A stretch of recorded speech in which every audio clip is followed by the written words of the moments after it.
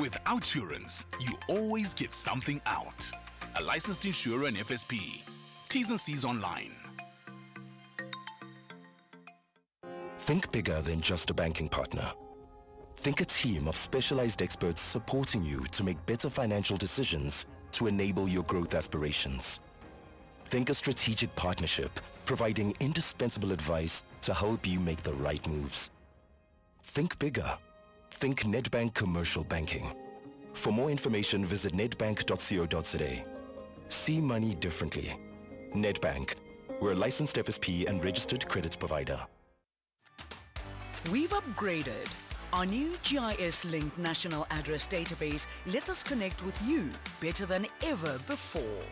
By visualizing licensed and unlicensed households nationwide, we can ensure timely communication. Our payment reminders are a crucial tool to help you stay compliant and avoid penalties, empowering you to take proactive steps. Efficient electronic communication helps us collect fees seamlessly, bolstering the SABC's mandate in line with Section 27 of the Broadcasting Act. TV licenses. Pay yours. Make a difference.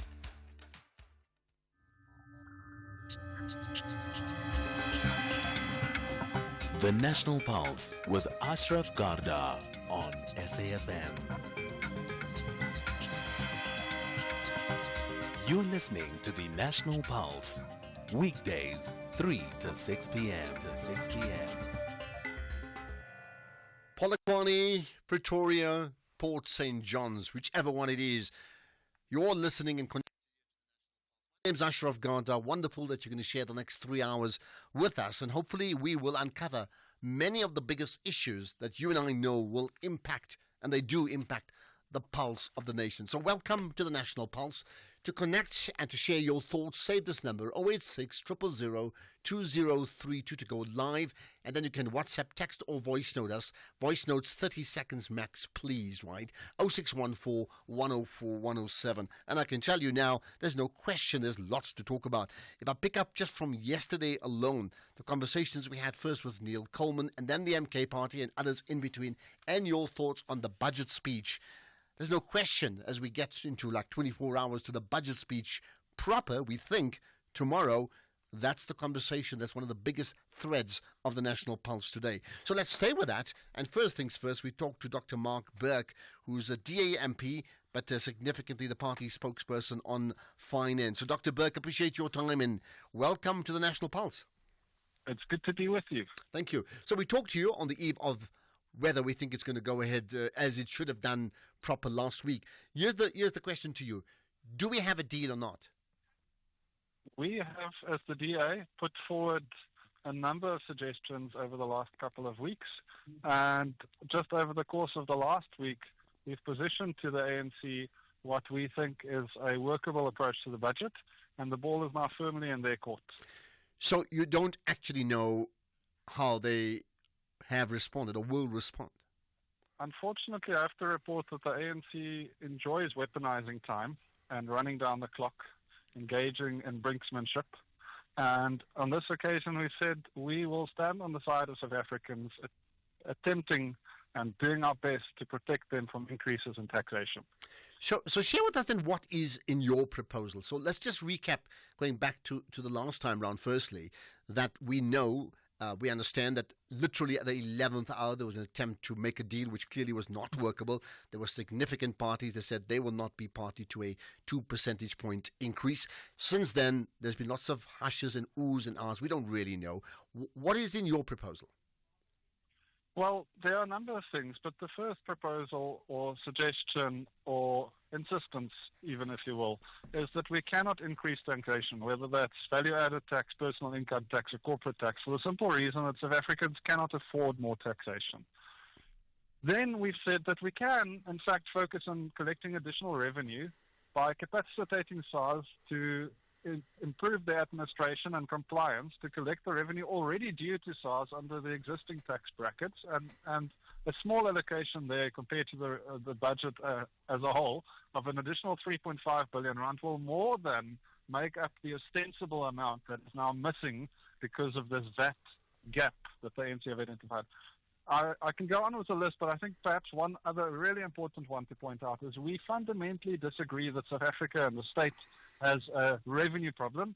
Our position is that we have an expenditure problem, and so we've insisted on a spending review, which consists of a 3-month sprint to identify immediate things we can add to the budget, and we've made some suggestions there, and then a longer 9-month process to identify inefficiencies and add the proceeds of those back into our budget. Interesting you talk about this expenditure problem. Has the ANC conceded that as well, that they've had an expenditure problem as the government on their own for many years, and now as the party with the most seats as part of the GNU? It's dumbfounding at this point that they are so resistant to this suggestion. The fact of the matter is, if you look at the budget that's being proposed in 2025 and you look at the 1995 Nelson Mandela budget, and you take that amount that Mandela's government had and you inflation adjust it to 2025 money, then the budget on the table now is 3 times bigger than that budget. But all South Africans would agree that government did so much more for its people than this government might attempt to do. So the fact is, just on the numbers, the expenditure review is needed. And so we have to ask the question then, why is the ANC so resistant to this suggestion? Whose interests are they trying to protect? Because it certainly isn't the average South African paying value-added tax that's being protected with this resistance. All right, let's look at the practicalities, right? So you're saying no to any form of taxation. I'll come back to that in a moment.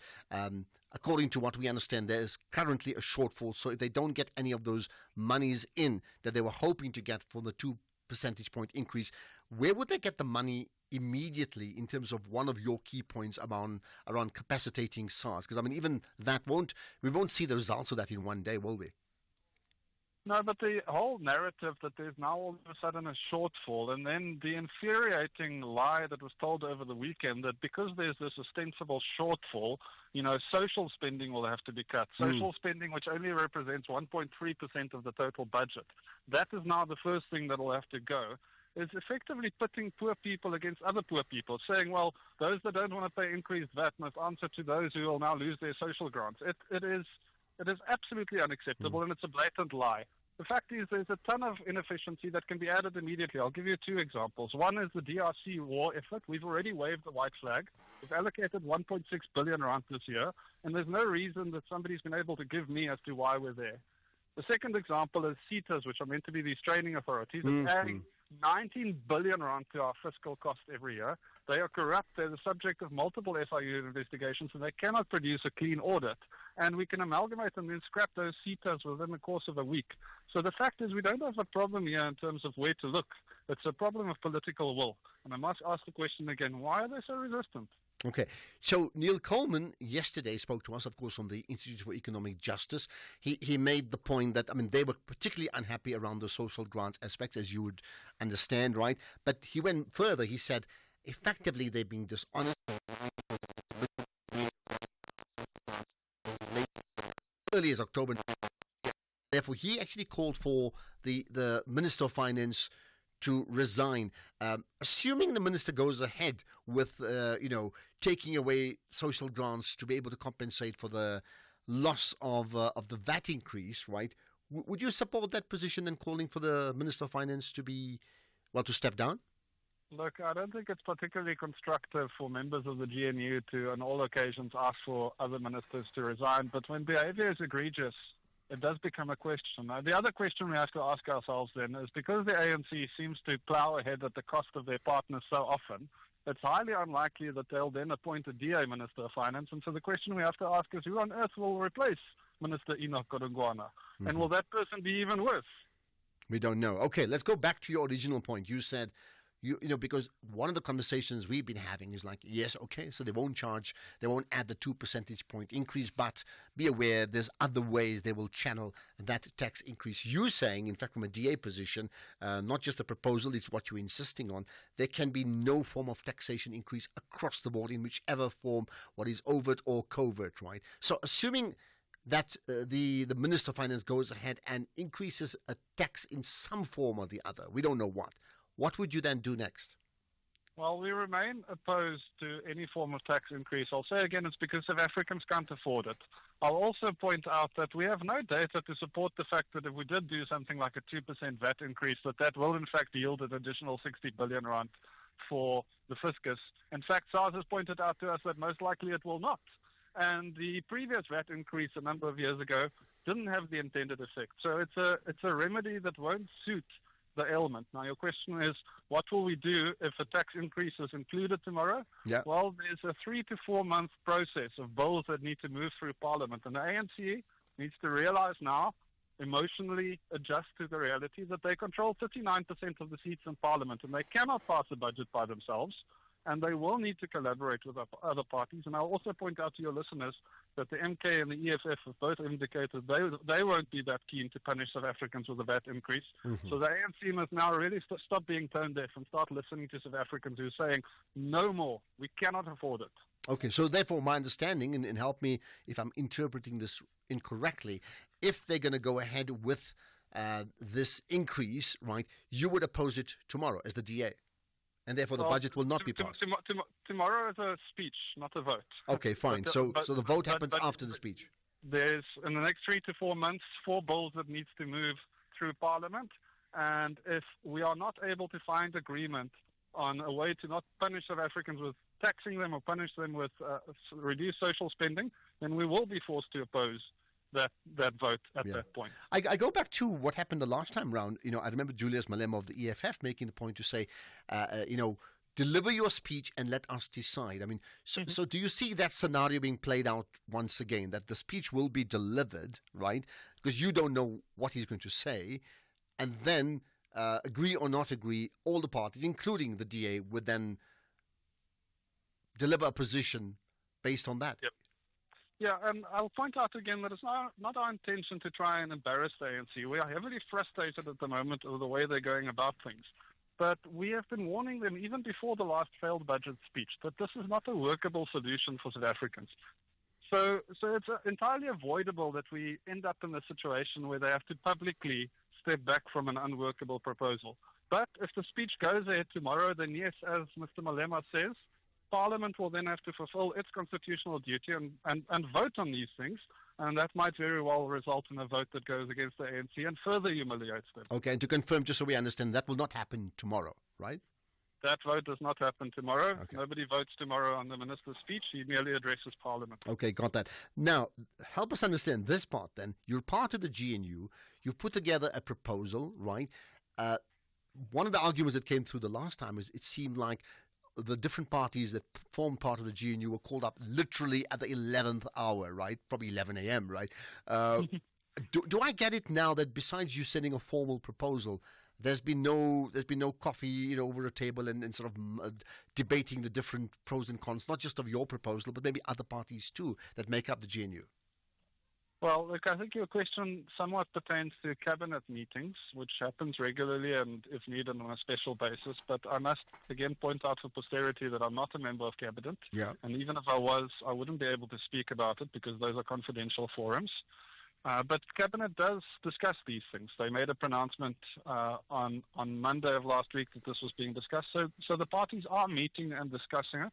But the content of those discussions, I wouldn't be qualified or empowered. Okay, that's understandable. But on the other hand, you would possibly know that whether you have a deal or not. We have quite clearly put our position to the ANC.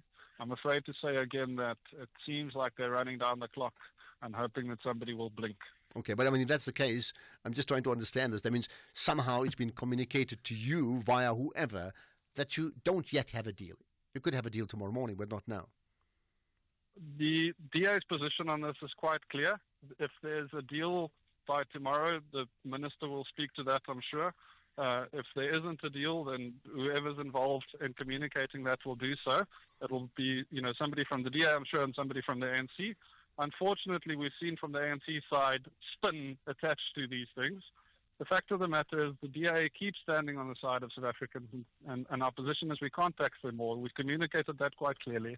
If the ANC is able to meet us on that conversation of how we come up with a budget that focuses on efficient spending, creating jobs, and growing the economy, then we'll go ahead. And if not, then we'll have to stare the ANC down and stand up for South Africans. Okay, well, I'm very clear what I'm going to be doing tomorrow. I on the budget speech, but perhaps I on the news maybe 2-3 hours before that as well. Thank you for your time, Dr. Mark Burke, DA MP and the party spokesperson on finance. So there you have it.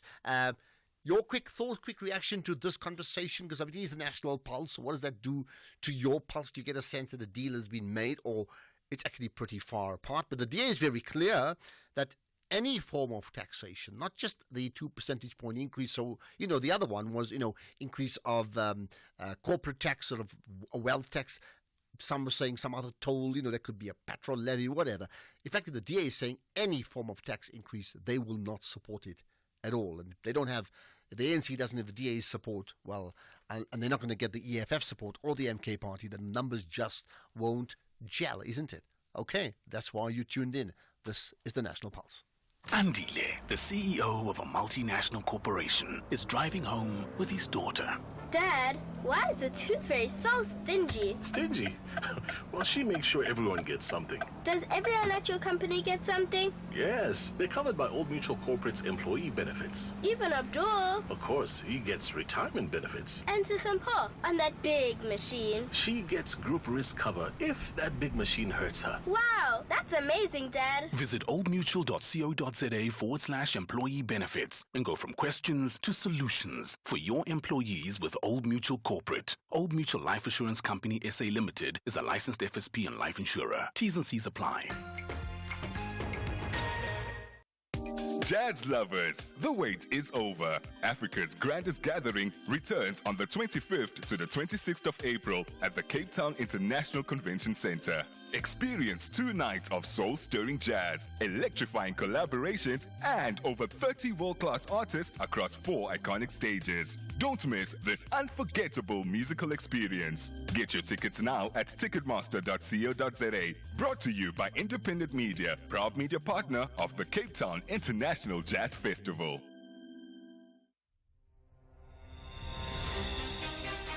This Human Rights Month, SAFM is deepening a culture of social justice and human rights. It's a time to reflect, engage, and take action for a more just society. From thought-provoking discussions to powerful stories, SAFM is leading the conversations that move us. Because your voice matters, your rights matter, and together we shape a better future. SAFM, leading the conversations that move us. You're listening to the National Pulse on SAFM.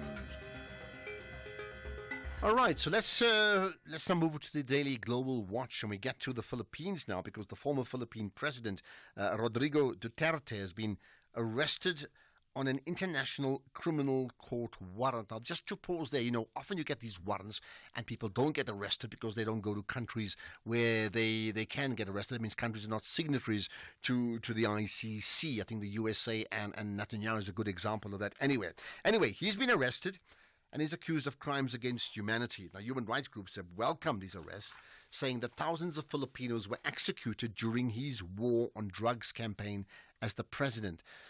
For more analysis on this, we are joined now by Salman Khan, who's an independent geopolitical analyst for the Southeast Asia region. Salman, appreciate your time. Thanks for connecting to us once again on the National Pulse. Thank you very much for having me. Thank you. Perhaps let's start with this. I mean, there's a warrant.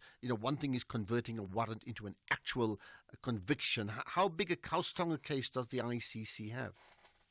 Well, this is, when this event of getting a ex-president to be arrested, there is something happening in the background.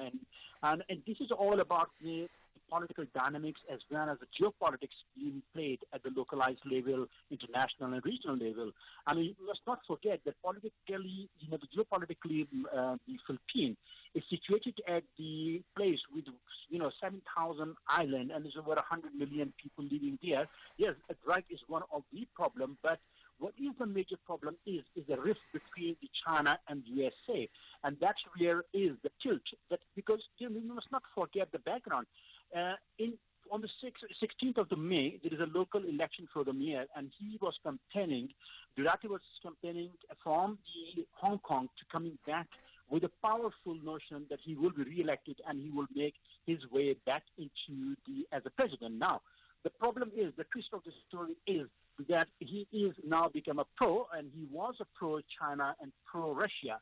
Now, that doesn't go well with the U.S. administration or the international community. That the region is like Southeast China, the sea we call it South China Sea, is 1/3 of the whole total global trade passes by from there, and over $3.5 trillion worth of the trade for the Chinese.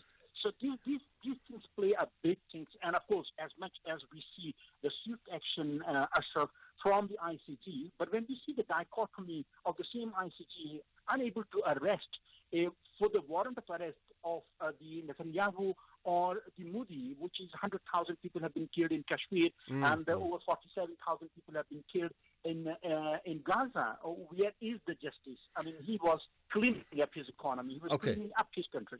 All right, so in this case, so you're saying he was cleaning up his economy and cleaning up his country, which means that you would see some green lights in terms of his role. Yet, many activists in the Philippines, they've called it historic. In fact, they're very, very supportive of the arrest, linking it to the fact that he effectively oversaw the execution of many drug dealers or drug cartels, and therefore effectively he committed a crime in doing just that. I mean, do you see that differently?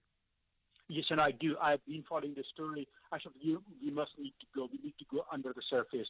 These NGOs have been supported by the U.S. and the European countries mostly. Like we have AfriForum in our country, and of course, whatever they're saying is not the true reflection of the South African dynamics. So yes, these NGOs are very happy, and they have been giving a lot of the coverage in the national. But at the same time, the majority of the Filipinos were very happy of the cleanup operation.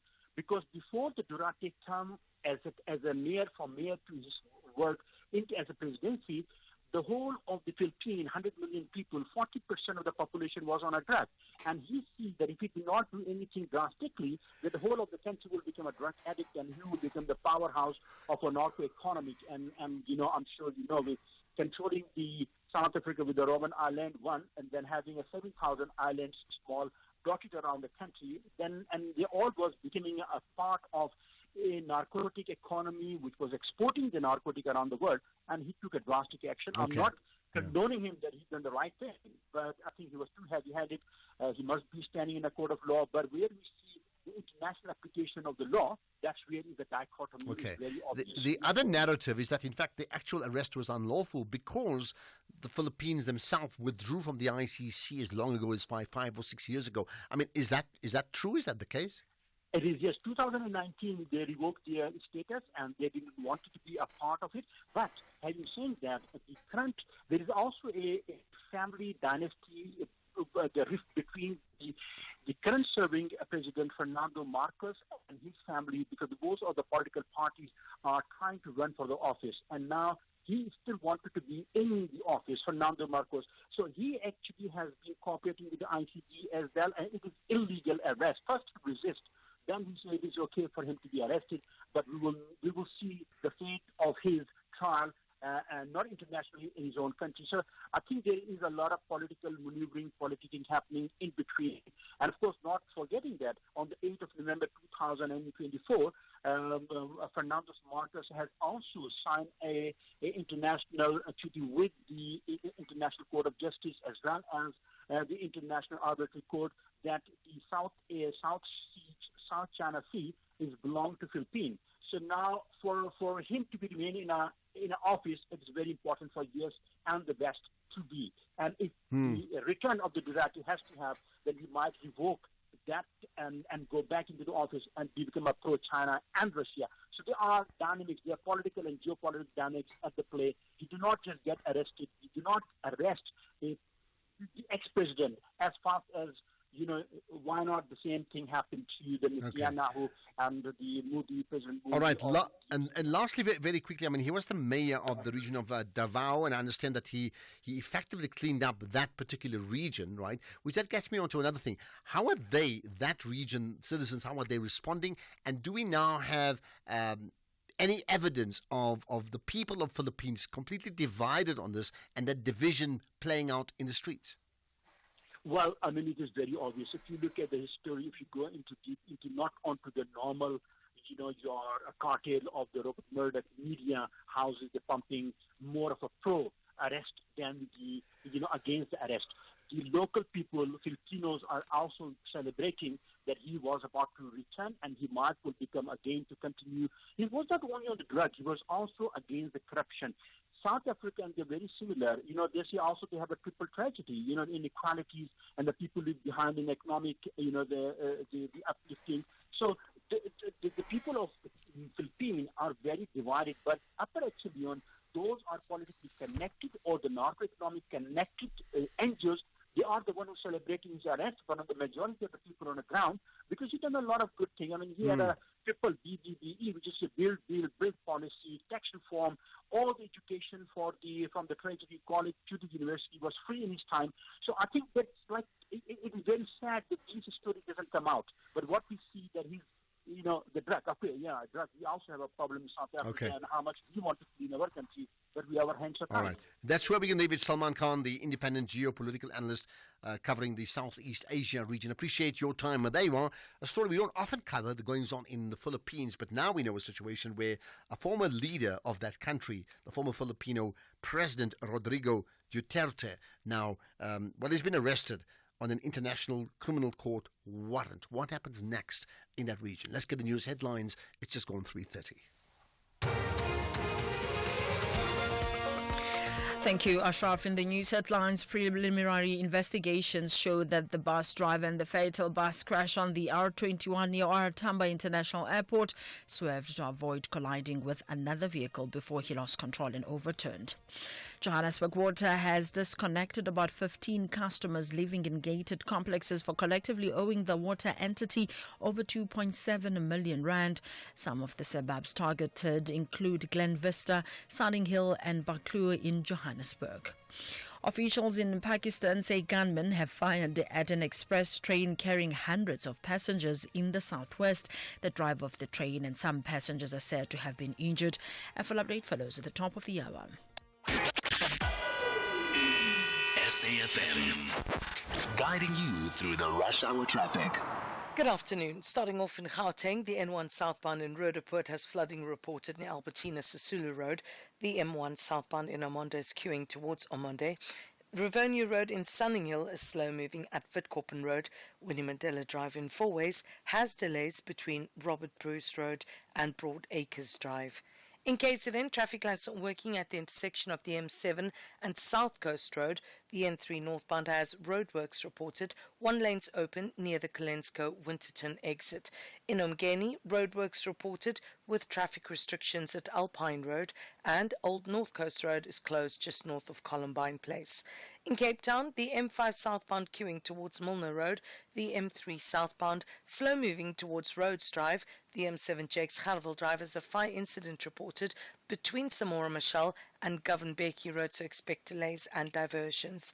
And Bakencroft Street outbound slow moving towards the elevated freeway. With your traffic update, I'm Irma G. This is SAFM Sports with Tuming Khapele. Right, to me, let's talk sport with our very own Minister of Sport. The other one's in the news once again. You're talking local football, right? Yes, I am. A very good afternoon to you, Ashraf, and our listeners. Well, Chippa United have announced the appointment of Morgan Mamila as the club's sporting director. In a statement released this morning, the club says that Mamila's responsibilities include overseeing the technical team, player recruitment, and strengthening the development and recruitment reserve team structures. Now, he joined the Chile Boys last month after stepping down as head coach of Baroka FC in September last year. Meanwhile, there will be bus specials for fans that are going to the Bafana versus Lesotho game at the Peter Mokaba Stadium on the 21st of March. Return trips will cost around 17 Rand from Limpopo CBD or Flora Park, and they'll be running from 3 p.m. until 9 p.m. This is the first Bafana game at the venue in 11 years, and kickoff is at 6 p.m. Elsewhere, Manchester United owner Sir Jim Ratcliffe says that the club would not have money by the end of this year had he not implemented a major cost-cutting plan. Now, around 450 job cuts were implemented under his watch, and Ratcliffe also admitted that some players might not meet the mark and could be overpaid, but stressed the need for time to shape a squad that can fully own and be accountable for? Some are not good enough. Some probably are overpaid. We're buying Anthony. We're buying Casemiro. We're buying Anana. We're buying Hoyland. We're buying Sancho. These are all things from the past, but whether we like it or not, we've inherited those things, or we have to sort that out. So, for Sancho, who now obviously plays for Chelsea, and we pay half his wages, we're paying £17 million to buy in the summer. So it takes time for us to move away from the past into, a new place in the future. But are you saying that those players aren't good enough for United? No, I'm not saying. I'm just saying that we've... Or overpaid, or what are you getting at there? Well, some are not good enough. Some probably are overpaid. But for us to mould the squad that we're fully responsible for and accountable for will take time. Well, there you have it. Just him confirming that, listen, it's not going to happen overnight. I was just listening to the full interview. He also says that he's happy with Ruben Amorim as a manager. So clearly he's going to give him some sort of time to build the team. However, so what's your big takeouts from? I find it interesting, and I'm reminded of what you once asked before, based on what Ruben had said with regards to the players. And now the owner of the club is saying that some players are overpriced, or are they overpaid, let me rather say. So clearly he's not really saying that he's not happy with the whole squad as a whole, but there are some that he feels like they're paying too much, and as a player hearing that, surely it should be disturbing. But yes, I think, but some of those players don't play for the club anymore. Yep. They're on loan to other clubs. Yes. But he didn't mention names, right? In saying, they're either overpriced, bought too much, or they're overpaid, but didn't actually give specific names. Yeah. The only player's name he gave was the player he says, I just love him, which is Bruno Fernandes. Yeah. Yeah, but I mean, do you get to take out that this guy knows what he's doing? I mean, we know where they are. Yeah. Does he know what he's doing in terms of the plan to revive Manchester United? I mean, he sounds like someone that has a plan. With him saying that, listen, by the end of this, I think he said by Christmas, had he not have the plan of cutting those jobs, and I think one of the things that he's cutting is food for the people that are working at the club, the club would be bankrupt, which is crazy because Manchester United is like one of the top 3 most richest clubs in the world. So he's just not in a position where he wants Manchester United to be bankrupt. Yeah, and I think just to be technical about it, he didn't say. He said we'll run out of cash, which is not the same as being bankrupt, because they have assets that would obviously outweigh that. Fair but enough. they would have no liquidity to actually pay their next bill immediately, which obviously sparks off a whole lot of problems around that, right? I mean, look, just my gut feeling about it, you can nitpick X, Y, Z, but the bottom line and what he said perhaps is something our government should take advice on with the budget speech tomorrow. He said, and this is the essence of it all, is we are in a serious problem. Whatever's caused it for the last 7 years or so, this is what we've got now. If we don't take action now, we will never get back to the club where it should be to compete with the likes of Real Madrid and Manchester City and Liverpool. And therefore, we have to take the action now. I mean, there's a political lesson in that too. Yeah, definitely. And I guess the big question now is how long will it take for Man United to get there at the top? But the Red Devils are also going to leave Old Trafford and move to a 100,000-seater stadium, and the stadium will take around 5 years to be built, and it's going to be the biggest in the UK. In athletics, in a twist of events, Luvo Manyonga has returned to competition, has been postponed. This is due to a hamstring injury. The 34-year-old made his season comeback at an invitational World Stellenbosch meeting last week, leaping 7.31 meters to finish third, but sustaining an injury in the process. And he was set to compete at the Athletics SA Grand Prix in Pretoria tomorrow, but now he has withdrawn as a precaution. It doesn't make me feel anyhow. It's just a matter of what happened in that competition in Stellenbosch. I just pull a little bit of nigo. It's something that I'm working on now, and by the next Grand Prix, usually everything will be fine.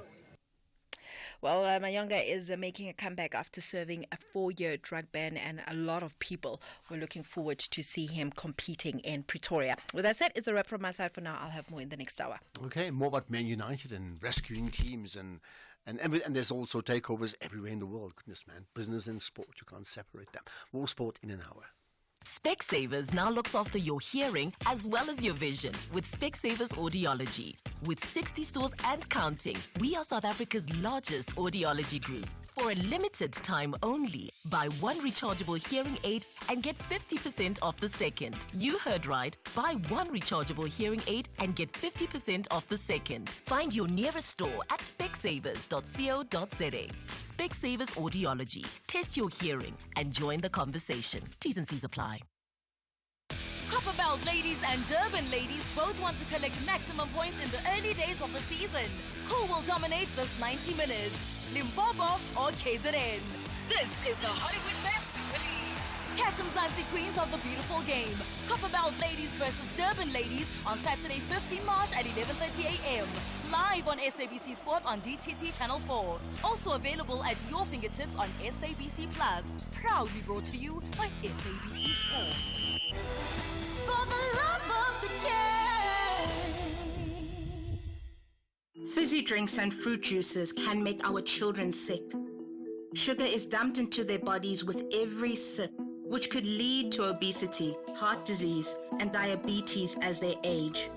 We must protect them from drinks high in sugar. Demand a stricter health promotion levy now. Sign the petition on heala.org. That's HEALA.org. The National Pulse with Ashraf Garda. Weekdays, 3 to 6 p.m. Okay, let's get to another issue and back home, a really important issue about linking two things that are part of our lives, really sadly so. The one is WhatsApp. It's very much a part of our lives. And the other is crime, sadly so, is also very much part of our lives. So let's find out now about what is called the Community Wolf. You know what, the boy that cried wolf, right? So the Community Wolf Initiative that somehow, I understand, succeeds in transforming WhatsApp into a free anonymous crime reporting tool. Nick Mills is the co-founder of Community Wolf. Nick, good to connect with you. Tell us your story.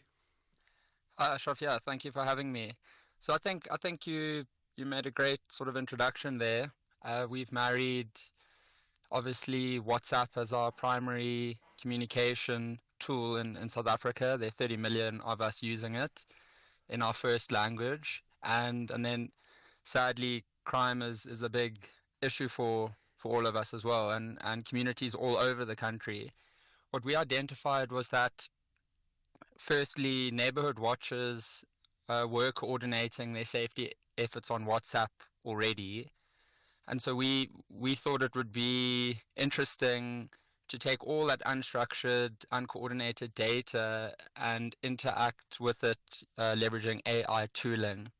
And that's sort of the origin story of Wolf. And we're working with communities and stakeholders around the country to really amplify the power of WhatsApp as a communication layer.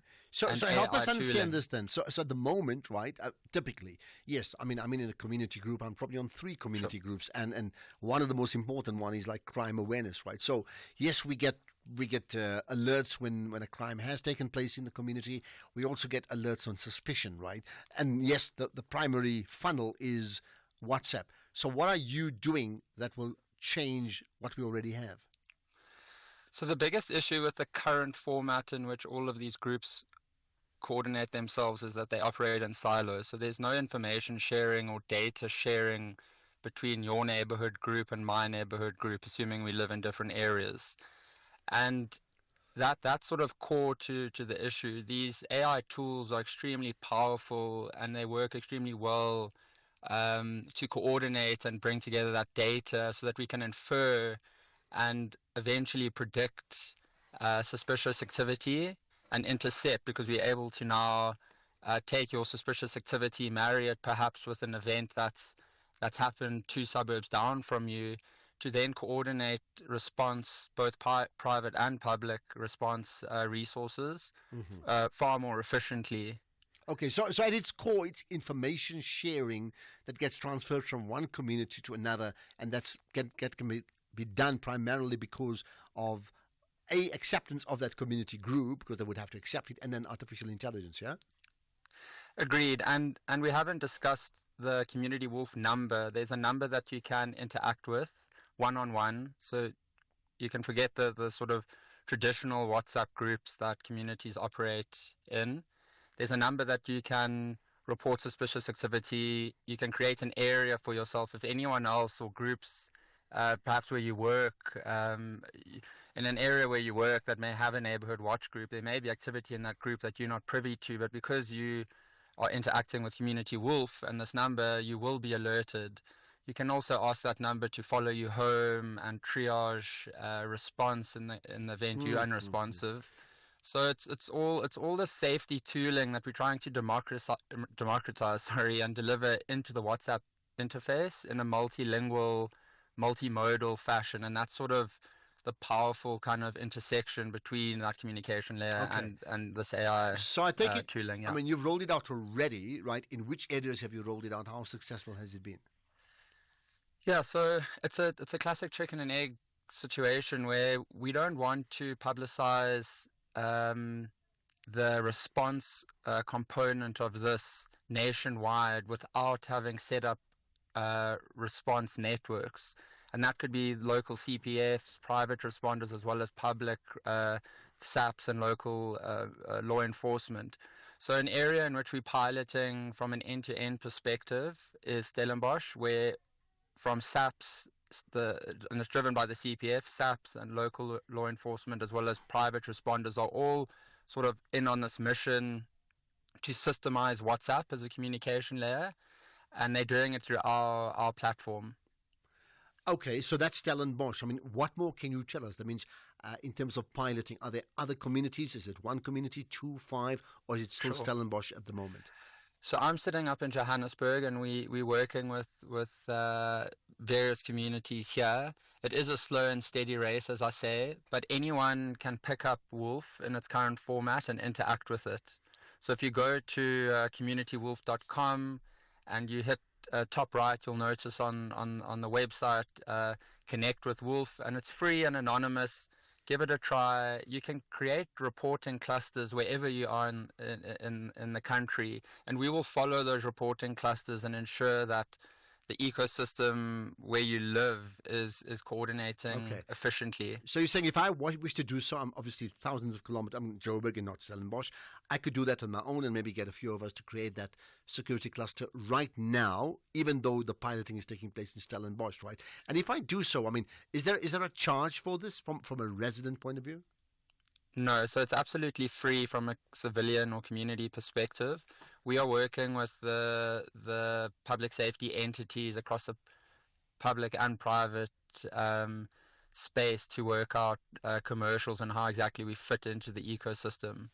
Okay, but you haven't yet done that, is that what you're saying? No, so we have done that. We have done that. It's a very overwhelming task. The communication layer, firstly, is highly complex, and there are a lot of variables. And then the public safety ecosystem in our country mirrors that. There are a lot of moving parts. There are a lot of private entities that have spawned up over the last several decades. And quite frankly, SAPs and local law enforcement is overwhelmed by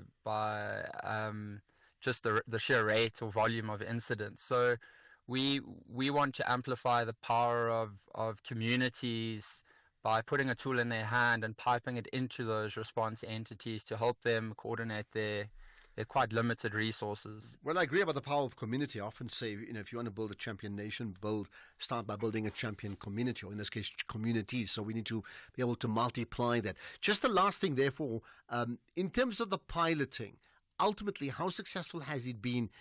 For all of us would be the number one issue. Has it been able to prove to be a deterrent to criminals or a quick responder better than what's existing at this point in time? Sure, so that's a great question. We quite frankly too early to tell. I think that we wanted to act as a deterrent. We wanted to mimic the power of public surveillance cameras, but putting the tooling into the hands of everyday South Africans by gathering and sharing suspicious activity anonymously or in your groups, doubling down on communicating and not shying away from that gut feeling you may have. Share what you see, and we're in the back end working extremely hard to aggregate this data and put it into the hands of people that can make a difference. Okay, for now, I'll check it out. Community Wolf, you say. Just go to, is it a website you go to first up? Yes. So it's easier than sharing a number. CommunityWolf.com, and top right, as you land, you will see Connect with Wolf or Try Wolf, and you just click that. It will redirect you straight to a WhatsApp interface, and ask it. It will do a better job. Wolf will do a better job explaining what it does than I do. Okay, got that. In your first language. Understand. CommunityWolf.com. Thanks for your time, Nick Mills. And maybe there's a case of no cry wolf here. Absolutely. I'm going to check it out, and perhaps you need to be doing the same thing. Right. What we can do, however, is get a sense of your pulse. What are you feeling right now? Let's do it after this. Turn your vision into reality with Vodacom Business. Get the Samsung Galaxy S25 on a Red Business 1.7 gig contract for 1,129 Rand per month over 24 months. Enhance your deal. Add 69 Rand extra per month over 24 months and get the Samsung Galaxy Watch 7 eSIM. Available in-store and online. T's and C's apply. Further together. Vodacom Business. So, has your medical aid gone up this year? You're probably going to say yes, right? That does not mean that you have to pay more for your car insurance too. Get a quote, and if OUTsurance cannot beat your car insurance premium, ask them for 500 rands in cash. Make that 1,500 rands if you've been claim-free and with the same insurer for 3 years. Get monthly savings on your car insurance or cash in your pocket. SMS out to 30754. You've got that 30754. With OUTsurance, you always get something out. A licensed insurer and FSP. T's and C's online. The National Pulse with Ashraf Garda. Weekdays, 3 to 6 p.m. Dr. B, we've had lots of people commenting about the issue of the budget speech tomorrow and the issue of the grants. And remember the thoughts from different organizations like Neil Coben from the IEJ about the grants and many others too. Let's get further thoughts from you on this. Good afternoon, Ashraf Garda and your team of producers behind you. My name is Mpepu Mpireni from Limpopo Mkumbani village. Ashraf, my expectation tomorrow during budget speech is that 2% tax hike is possible. This is because too much money is given to people in the form of grant. SRD grant, foster care grant, disability grant, and old age grant. These are all monies from taxpayers, not taxed because they're too little. I saw this years back because people who are paying tax are more or less compared to those who are getting free monies. Tax hike is still not a solution. Let us see more people getting jobs so that they can pay tax. Instead, our government do not create space for our youth. After 5 years, if the ruling party will not change in government, tax will increase again. Wise up, leaders. Wise up. Thank you so much. Oh, wise up. Okay. Thank you. But I mean, here's the thing. If you're saying there's too many grants, these are the most vulnerable people in the country. Imagine if they don't have a grant. What happens to them next? They'll be out on the street, and then who has to help them? So when you find, for example, there's a flood or something in another country, then everybody says, come on, relief aid to those countries.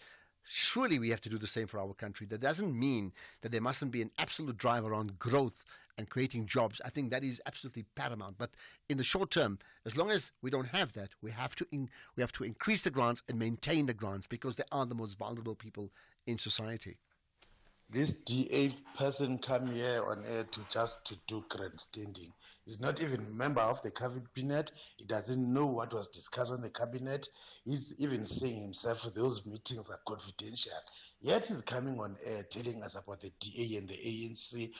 That is lying, blah, blah, blah. But he has no clue what was discussed on the cabinet because we are asking him, does he know?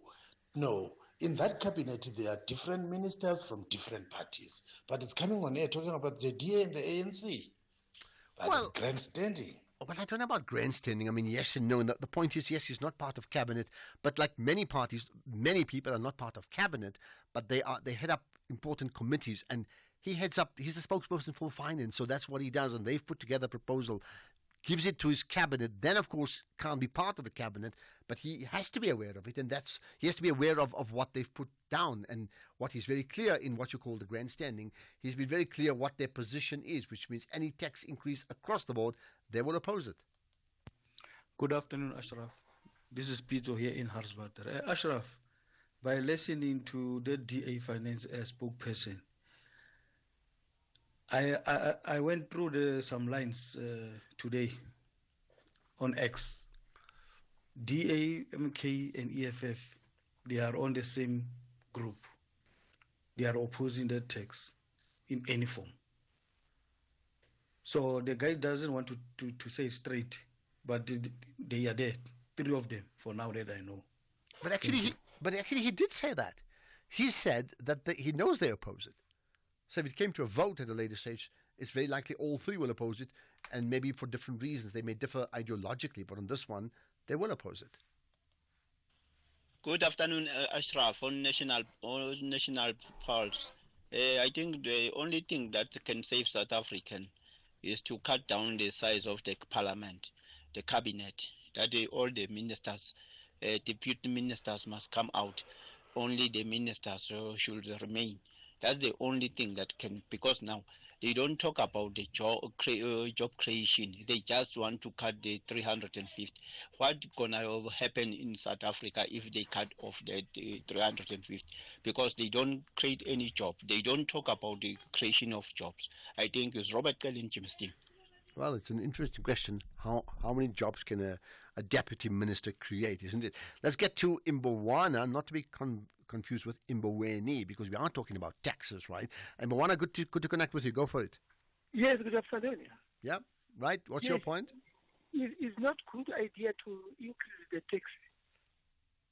Because why? It's only 13 million taxpayers in our country.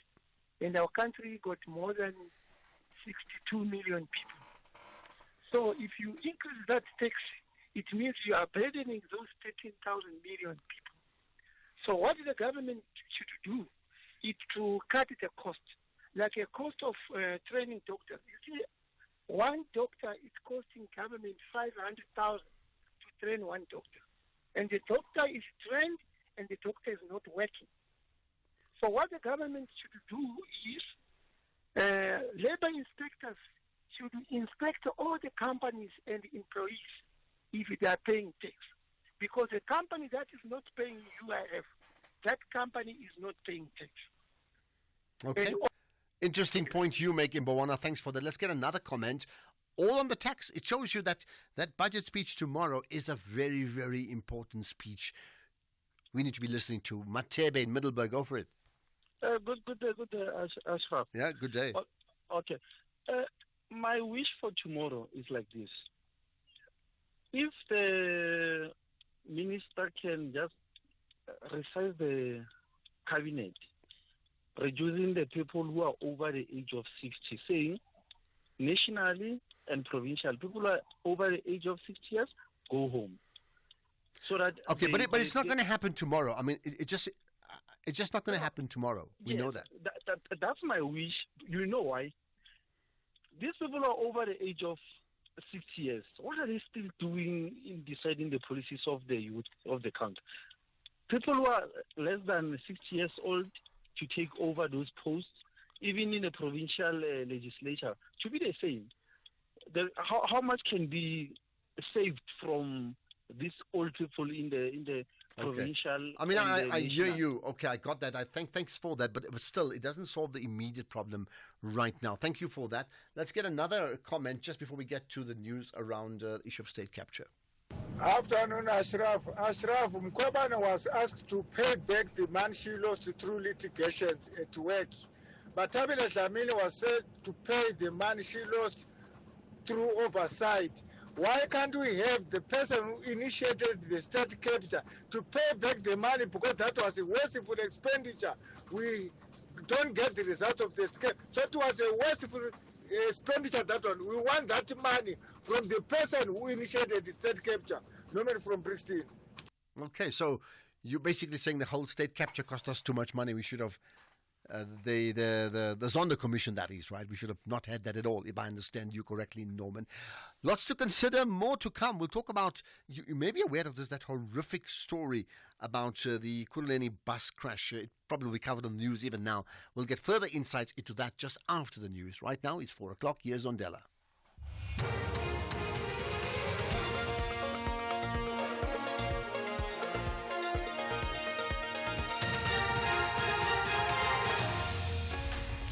Thank you, Ashraf. In the top stories at 4, concerns over declining performance of some Eskom stations, and Joburg Water disconnects some customers living in gated areas.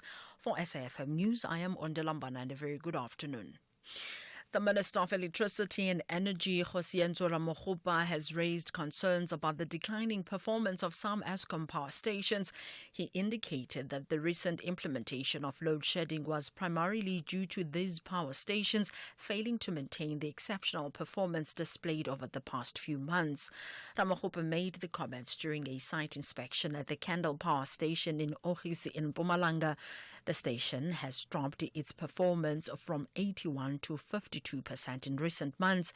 Ramokgopa attributed the decline to procurement challenges, amongst others. Clearly, it has contributed to the bout of load shedding that we have seen, not in the most pronounced fashion as we have seen Majuba, as we have seen Letabo, Matimba, and the rest of them. So we thought that it's important that we move from one station to the other and understand where did we drop the ball. If we had not dropped the ball, we would not have initiated load shedding. We moved from a period of sustained reliable supply to load shedding, 3 bouts of load shedding in the past month. We got to know the issues on what they call the milling plant, the ashing plant, and also on the water treatment plant. Preliminary investigations showed that the bus driver in the fatal bus crash on the R21 near OR Tambo International Airport swerved to avoid colliding with another vehicle before he lost control and overturned. The crash claimed the lives of 16 passengers and many others were left injured. The Road Traffic Management Corporation spokesperson Simon Zwane explains.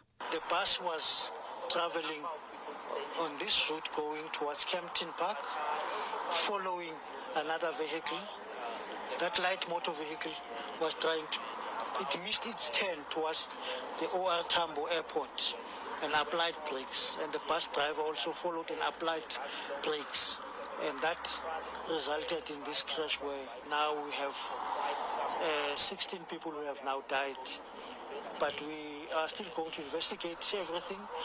Johannesburg Water has disconnected about 15 customers living in gated complexes for collectively owing the water entity over 2.7 million rand. Some of the suburbs targeted include Glen Vista, Sunning Hill and Baklua in Johannesburg. Joburg Water spokesperson Nombuso Shabalala says their teams have been experiencing challenges accessing gated communities and complexes where they are often denied entry into the properties. The JMPD accompanied the Johannesburg Water team in this operation. The drive is part of the entity's efforts towards revenue collection, which is crucial for the maintenance and upgrading of the city of Johannesburg's water and sewer infrastructure. The family of a man killed at Philadelphia Hospital in Denelton, Limpopo, has accused the Provincial Health Department of trying to conceal the cause of his death. The department says Klaas Ledwaba was killed on Saturday when a patient attacked 3 others in a ward. Security guards allegedly failed to contain the patient and fired rubber bullets at him. Family spokesperson Sian Mokhodzi says the department performed an autopsy on Ledwaba before calling them to come and identify the body. He says the department also failed to inform them that Ledwaba had a bullet wound. Now we are worried what happened actually, because we don't know is the bullet that killed our patient or is it because of the fight. We don't know. Now we want the department to clarify all those 2 issues. What might be the real cause of death? Because I know there is a foul play here. I doubt the bite of the other patient is the one that caused the death of our brother. Officials in Pakistan say gunmen have fired at an express train carrying hundreds of passengers in the southwest. The driver of the train and some passengers are said to have been injured. The BBC's Azada Moshiri has the details. An official has said more than 400 passengers were on board when gunmen stormed the train. The Jafar Express left the city of Quetta and was headed for one of Pakistan's major cities, Rawalpindi. A militant group called the Baloch Liberation Army has claimed the attack and has said it is still in control of the train. It has threatened to harm those on board if authorities respond with any military operation. The group has previously carried out deadly incidents in the province. It is calling for an independent Balochistan, which is Pakistan's largest province. It's home to several separatist groups who accuse the central government of exploiting the rich resources in the region. Recapping the top story, the Minister of Electricity and Energy, Khosiyatsho Ramakgopa, has raised concerns about the declining performance of some Eskom power stations. I am Wanda Lambana for SAFM News Headlines at 4:30. In sports, Betway Premiership action takes centre stage tonight. Saka SA20 to launch a scholarship program for schools championship, and Alcaraz beats Shapovalov to reach Indian Wells lost 16. More details at 4:30. SAFM, guiding you through the rush hour traffic. Good afternoon. Starting off in Gauteng, there are no traffic lights at the N12 and the R558 Protea Glen exit, so expect delays at peak travel times. And the N1 southbound in Centurion has a crash reported at Brakfontein interchange. In KZN, on the R617, roadworks reported with traffic restrictions north of Kokstad, and the N3 both ways has roadworks with major construction works between Key Ridge and Hammersdale. In Cape Town, the N1 outbound is slow moving towards Okavango Road exit, and the N2 Nelson Mandela Boulevard is slow moving towards Hospital Bend. With your traffic update, I'm Irma G. Stay safe on the roads. SAFM is with you. The National Pulse with Ashraf Garda on SAFM. You're listening to the National Pulse. Weekdays, 3 to 6 p.m. You know, there's no question when we talk about what is it that impacts on our psyche, right? Crime obviously is one of them, and unemployment and poverty and so many other things. Then the other has got to be our road accidents, because it's not just a holiday period. We just have far too many road accidents, on our roads. I heard about a youngster dying in a motorbike accident 2 days ago, someone who came from the community that I lived in before, but I mean, there's just so many like that. Then you find out this morning, I heard about this bus accident in the Kuruledi region, very close to the OR Tambo International Airport, and I hear that 12 people, I think that's been updated now, even more than that, have died on this R21 northbound, right? Let's find out more about this terrible tragedy, really, with Andile Ngwebu, who's the MMC for Roads and Transport in the city of Ekurhuleni, the spokesperson, in fact. Yeah, have I got that right? Spokesperson, MMC? The MMC. Yeah, I got that. Okay, there's a slight typo there, and I realize there's an error. Appreciate your time, MMC, but clearly we're talking at a very, very, at a bad time, isn't it? I mean, how do you even translate what happened on the roads this morning to a broader public? Yeah, it's a sad day indeed for the residents of Ekurhuleni, Gauteng, and the country at large, where we see people have to pass on in a manner that it has happened, understanding that people would have left home to their various work environment, and they never even reached their workplace. So it's a sad day indeed. Can you give us an update on the numbers? Because I mean, up to now it's been a case of X amount dead, X amount injured. What's the position now? Yeah, by the time we have just left the scene, but we have mandated our authorities to go to the various hospitals to do a head count and verify, one, the conditions of those that were transferred to hospital, and further verify if indeed there are more fatalities. But what I have on record when I would have left the scene was those that I've seen on the scene, which were 12, 9 being males and 3 being females. And the report that we received also from the disaster management on the scene was that almost 45 would have been transported to various institutions of health care with the inclusion of the driver of the bus. Okay, so what you know is 12 people have passed on and there's 45 injured, right? Is transferred to. Can you tell us what actually happened? Do you know how much do you know about what happened? No, till now we have not had the proper report of what actually transpired, because there were no people who drove through who would come forth and give us what they would have witnessed, and we have not also got an opportunity, considering the state of the driver wherever he is. How is he, so that we get an extensive report. But we have also made inquiries, because that's a national road, R21. There are surveillance cameras that there is a commitment that they are going to give them to the authorities as part of the investigation to really confirm what is there anything you can tell us now? I mean, just anything we can hold on to. No, what we have now is that we have divided ourselves as members of the mayoral committee deployed by the mayor to go to various hospitals and verify. But indeed, 12 people would have been confirmed passed on. The bus has been taken to a place where there will be further investigation that will be conducted. Even ourselves as the city, we will also do our own internal inquiries to verify indeed the measures in terms of what could have actually transpired. Right.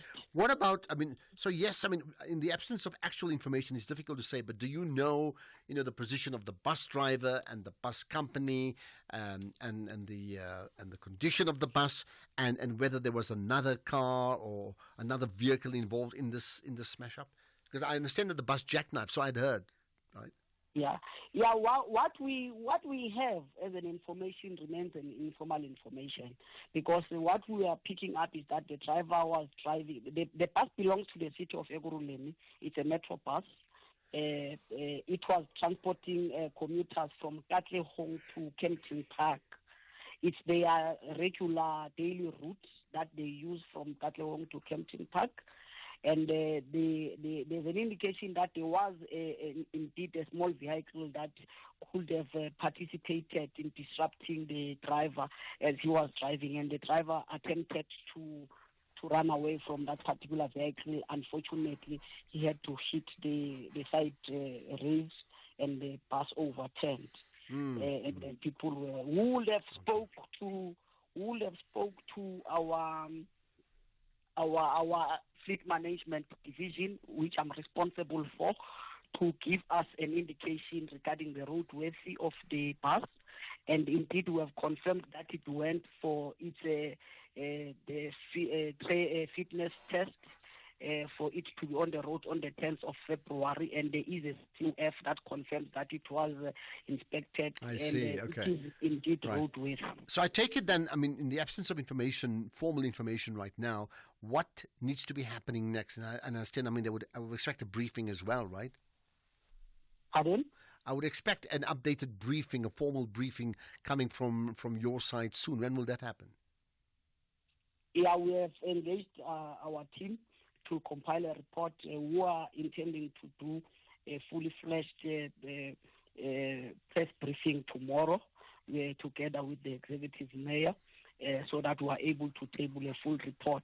Because the report that we are tabling now would have been on the scene and is preliminary. There might be other developments as the day goes by.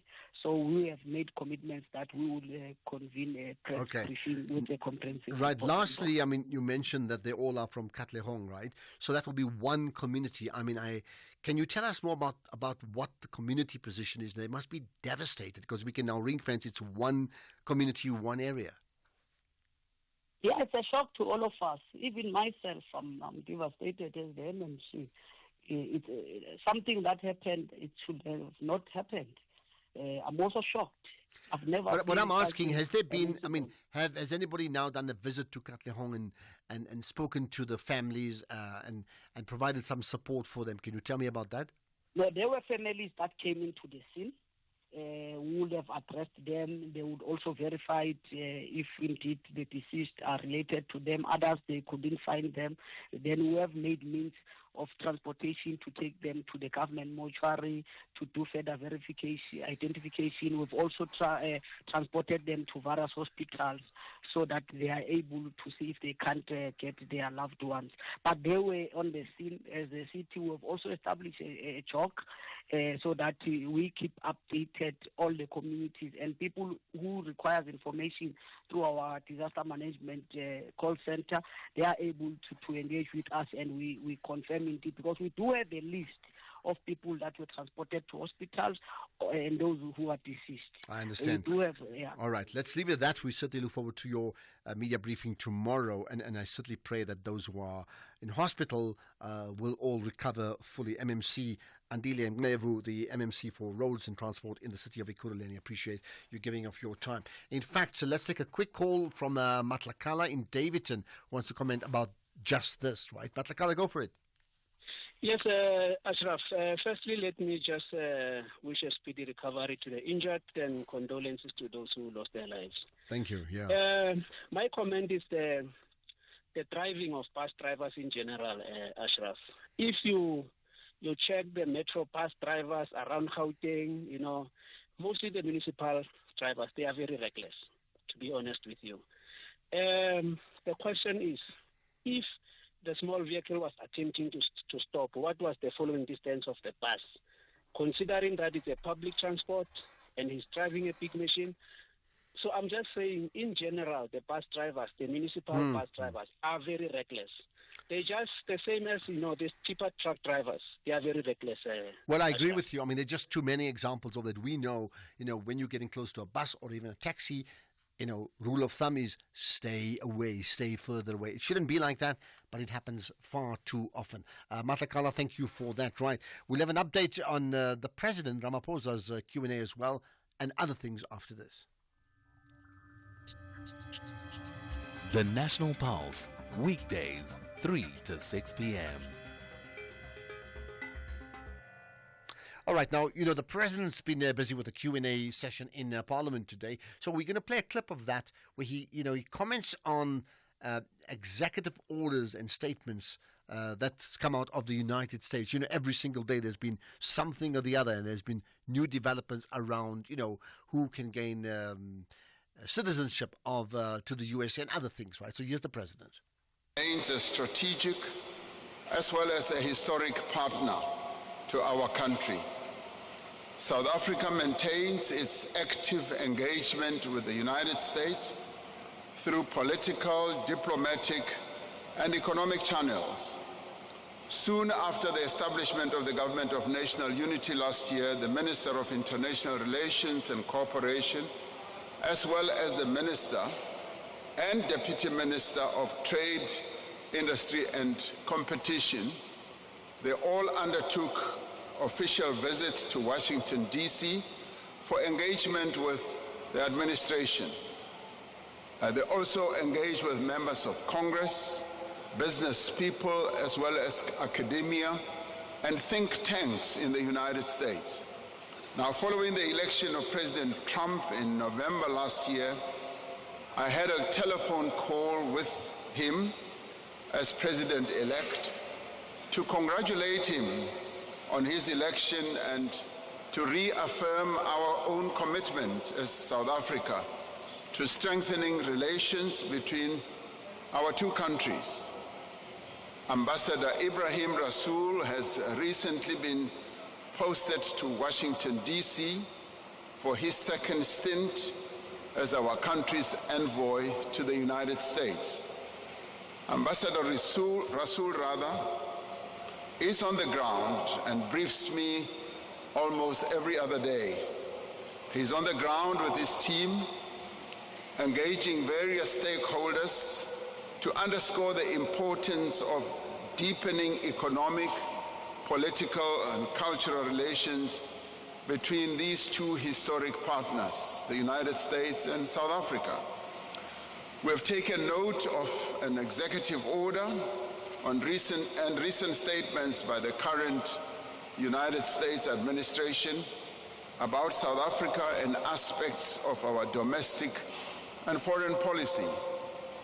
We have expressed concern about the mischaracterization of the situation in our country and certain of our laws and our foreign policy positions. We will continue to engage the United States of America and other stakeholders to correct this mischaracterization and to ensure that we restore ties between our two countries. A lot of work is underway through various channels to ensure that the relationship is restored. And I'm confident that all the efforts that we are putting in place, both diplomatic, political, and otherwise, will bear fruit. Thank you, Honorable Speaker. Okay, that's President Ramaphosa. I wonder what do you make of, not so much Trump and Elon Musk, right? What do you make of the South African response so far? And I know this is a moving story, changes every day, but what do you make of the response from South Africa, the government, starting from the president and other significant players within the leadership of the country, and if there's been any other responses from business people, for example? What do you make of that? I'm not talking about AfriForum. I'm not talking about them at all. I'm talking about the response of those that feel they need to defend South Africa in the light of what has happened. I just want to get your thoughts on how you think they've come across, what they've said, what they haven't said, what they've done, what they have not done, and has the response overall been what you'd call effective and impactful as well. Keep on listening. This is the National Pulse. Andile, the CEO of a multinational corporation, is driving home with his daughter. Dad, why is the tooth fairy so stingy? Stingy? Well, she makes sure everyone gets something. Does everyone at your company get something? Yes, they're covered by Old Mutual Corporate's employee benefits. Even Abdul. Of course, he gets retirement benefits. And Sisampo on that big machine. She gets group risk cover if that big machine hurts her. Wow, that's amazing, Dad. Visit oldmutual.co.za/employee benefits and go from questions to solutions for your employees with Old Mutual Corporate. Old Mutual Life Assurance Company SA Limited is a licensed FSP and life insurer. T's and C's apply. Bafana Bafana are taking on Lesotho at the new Peter Mokaba Stadium on the 21st of March 2025 at 6 p.m. for the FIFA World Cup 2026 qualifier. Come early, dress to commemorate Human Rights Day, and support Bafana Bafana for a chance to win prizes from our host, Limpopo Government and Polokwane Municipality. Gates open at 3 p.m. and tickets start from 70 Rand for adults with special rates available at 40 Rand for children under 12 at all Ticket Pro outlets. If you can't make it to Polokwane, catch the game live on SABC2 at 6 p.m. or visit sabcsport.com. For more details, visit safa.net and Bafana Bafana on X and TikTok. SAFM commemorates Human Rights Month. We are all responsible for the protection of our rights. SAFM, leading the conversation. The National Pulse with Ashraf Garda. Weekdays, 3 to 6 p.m. So much of the discussion is around budgets and payments being made and not made and the impact it has on service delivery. Well, here's another one. The South African Medical Technology Industry Association, right? They are urging government to prioritize its response to provincial health departments' delayed payments to mid-tech suppliers and systemic budgeting and transactional inefficiencies that are disrupting, the whole service flow of health services. Let's get the thoughts of Scott de Oliveira, who's from SAMAD, the South African Medical Technology Industry Association's the chairperson there. Scott, appreciate your time here. Thanks for connecting on the National Pulse. Good afternoon, Ashraf, and good afternoon to your listeners. Thank you. So if I understand you correctly, are you saying there's a problem in terms of payment flow being made and that is effectively compromising health standards? I wouldn't say compromising health standards at this particular point. We are, and I can only comment about what's available in the public domain.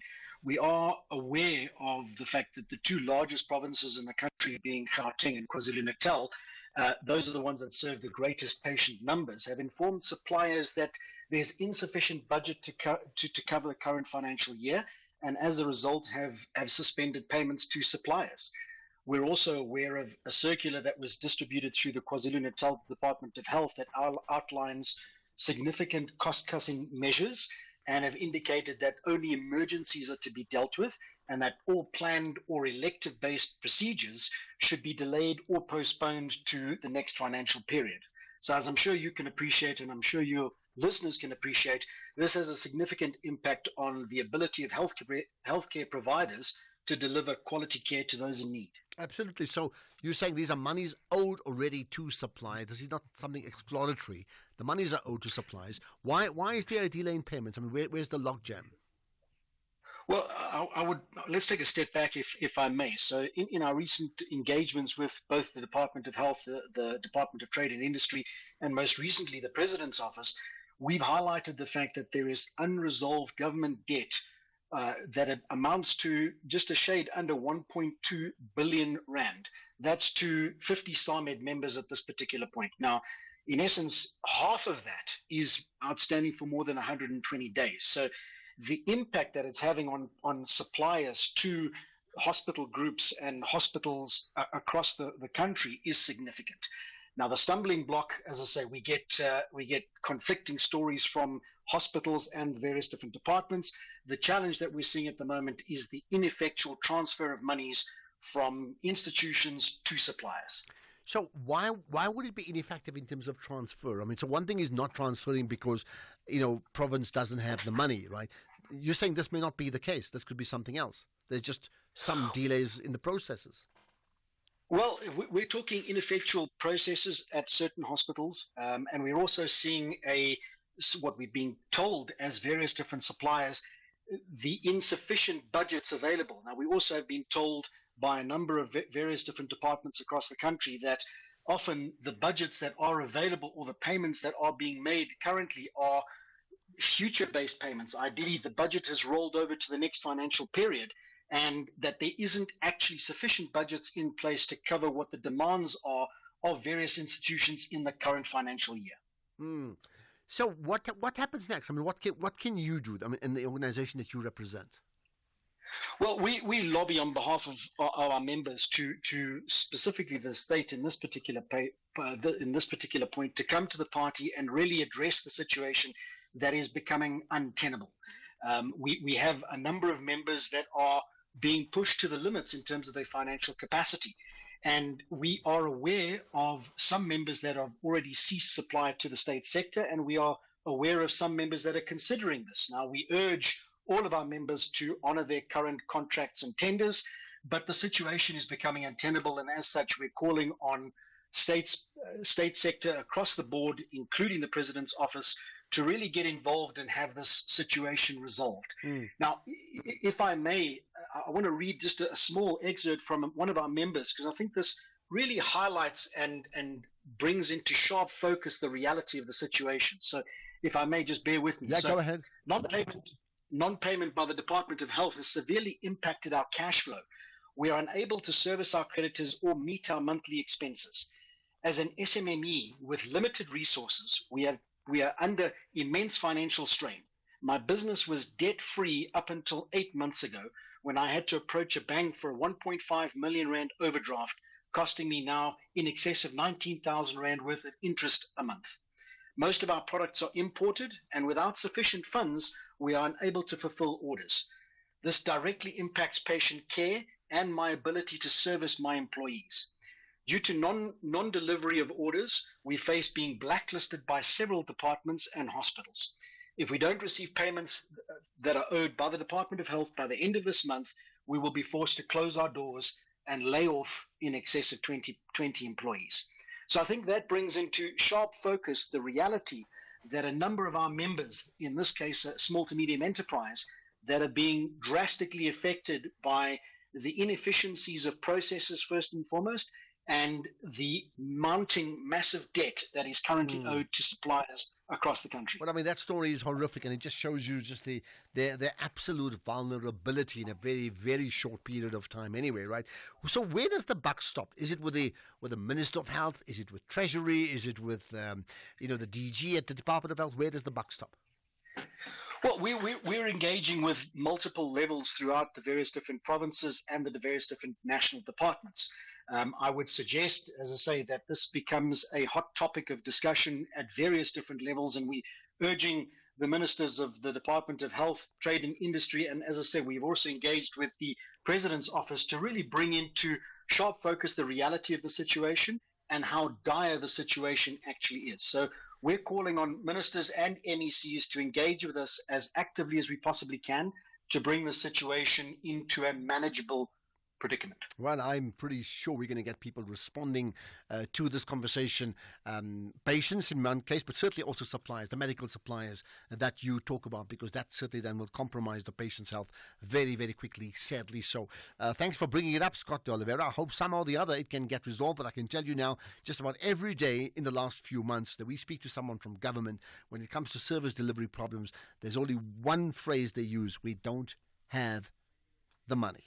Scott de Oliveira is the chairperson of the South African Medical Technology Industry Association. Right, your comments on that in terms of compromises being made because of non-payment and therefore technical suppliers, technological suppliers in terms of healthcare not getting their monies and therefore may well withhold supply to the hospitals itself.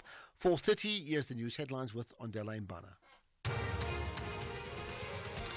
Thank you, Ashraf. In the news headlines, President Cyril Ramaphosa says they have identified ways to help revamp the city of Johannesburg to continue to attract investors. The city, which is the country's economic hub, is currently in a state of deterioration. The Minister of Electricity and Energy, Kgosientsho Ramokgopa, has raised concerns about the declining performance of some Eskom power stations, and gunmen have stormed a hotel in the town of Baladweyne in central Somalia. According to Reuters, a siege is ongoing. A federal lawmaker from Baladweyne says so far at least 4 people have been killed, but they are still counting casualties. A full update follows at the top of the hour with Jwalani Ngwepe. SAFM, guiding you through the rush hour traffic.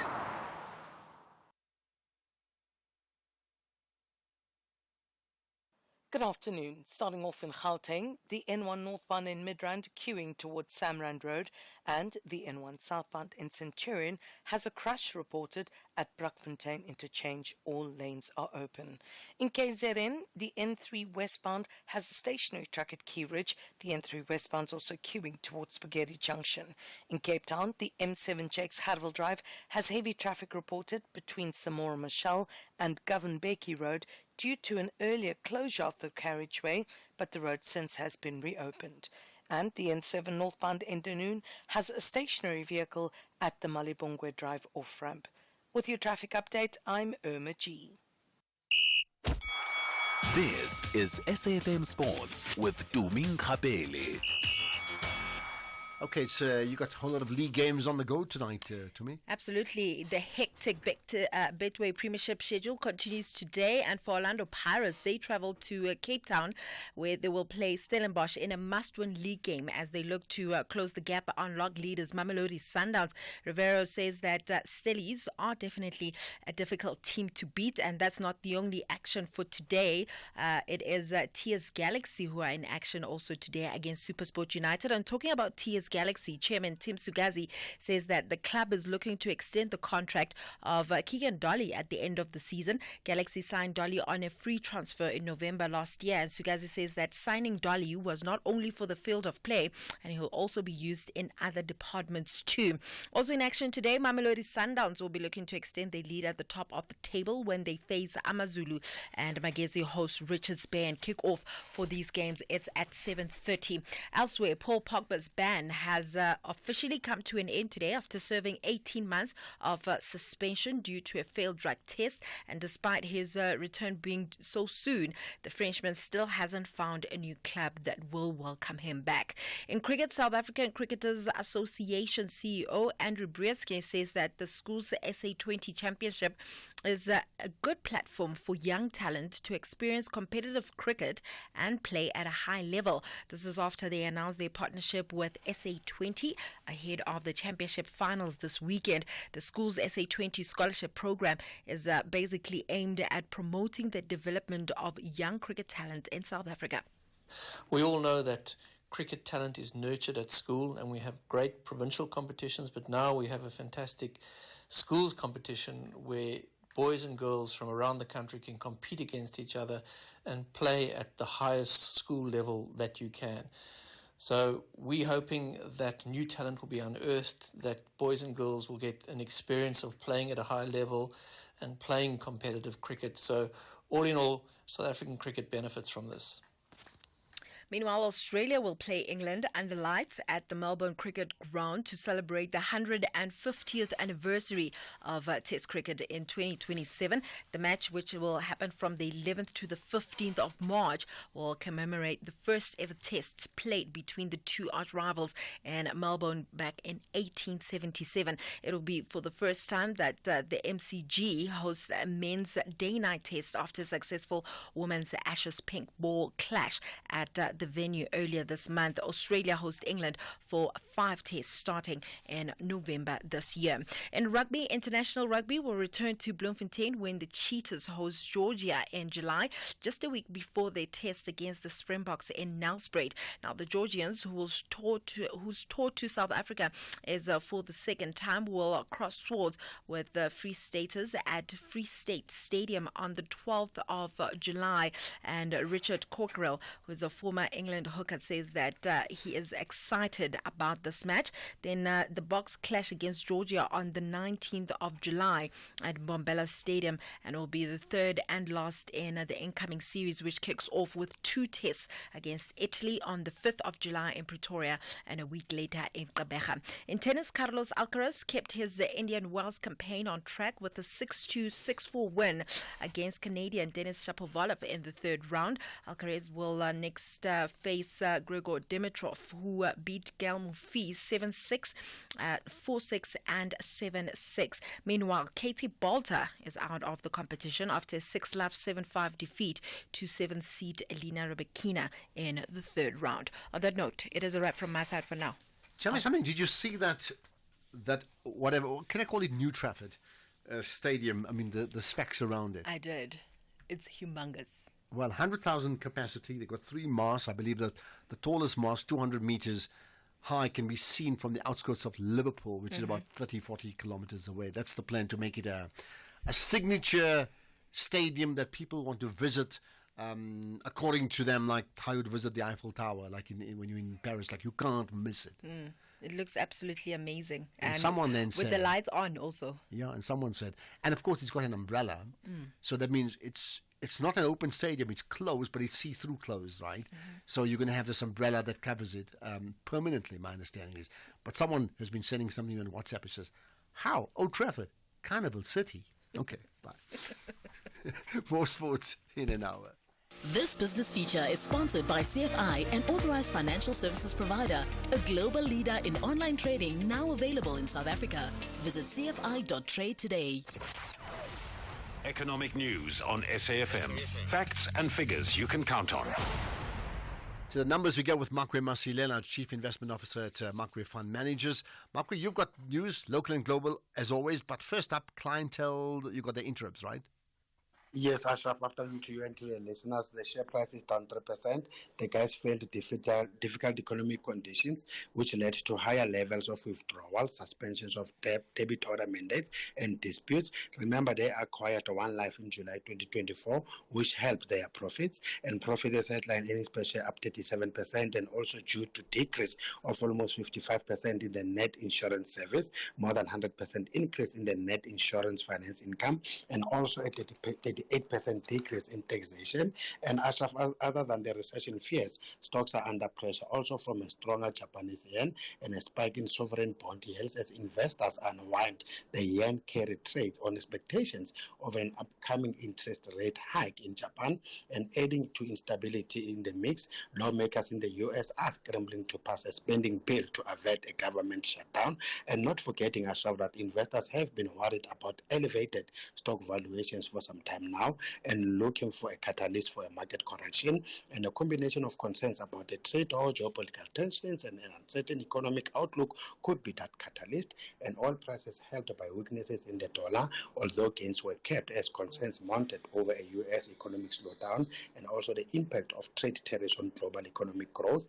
We see Brent crude is up 1.5% at $70 a barrel, and the very same dollar weakness lifted the yellow metal, and that's ahead of the cautiously awaited U.S. consumer price inflation. Gold is up 1% at 2,918, platinum up 2% at 981. The global stock sell-off continues as Trump hits Canada with more tariffs, but the JSE is flat, and we've been held by our resources, which are up 2%, and the rand firmed 0.4% against the US dollar 18.25, helped also by firmer commodity prices and a weaker dollar, and against the pound to 23.57 and 19.88 against the euro. Right, perfect. We'll have another connection with you, Makwe, tomorrow. Absolutely. Thank you for your time, right? It does mean, thank you for that, right? It does mean that pretty shortly we'll be taking your calls as per always, as we get a sense of what you feel about the National Pulse. I asked you whether you think South Africa's response up to now regarding the developments in the USA about us has been spot on. Have we taken the right route? The pronouncements we've made from the very first time where, the president said we will not be bullied at the SONA. What do you think? We haven't had any one-on-ones with him. Should the president be darting off to the USA or not? Clearly, that has not quite happened at this point in time. Okay, all of that coming up just now. But let's, in a moment, talk about another issue that certainly impacts you and where you want to go next.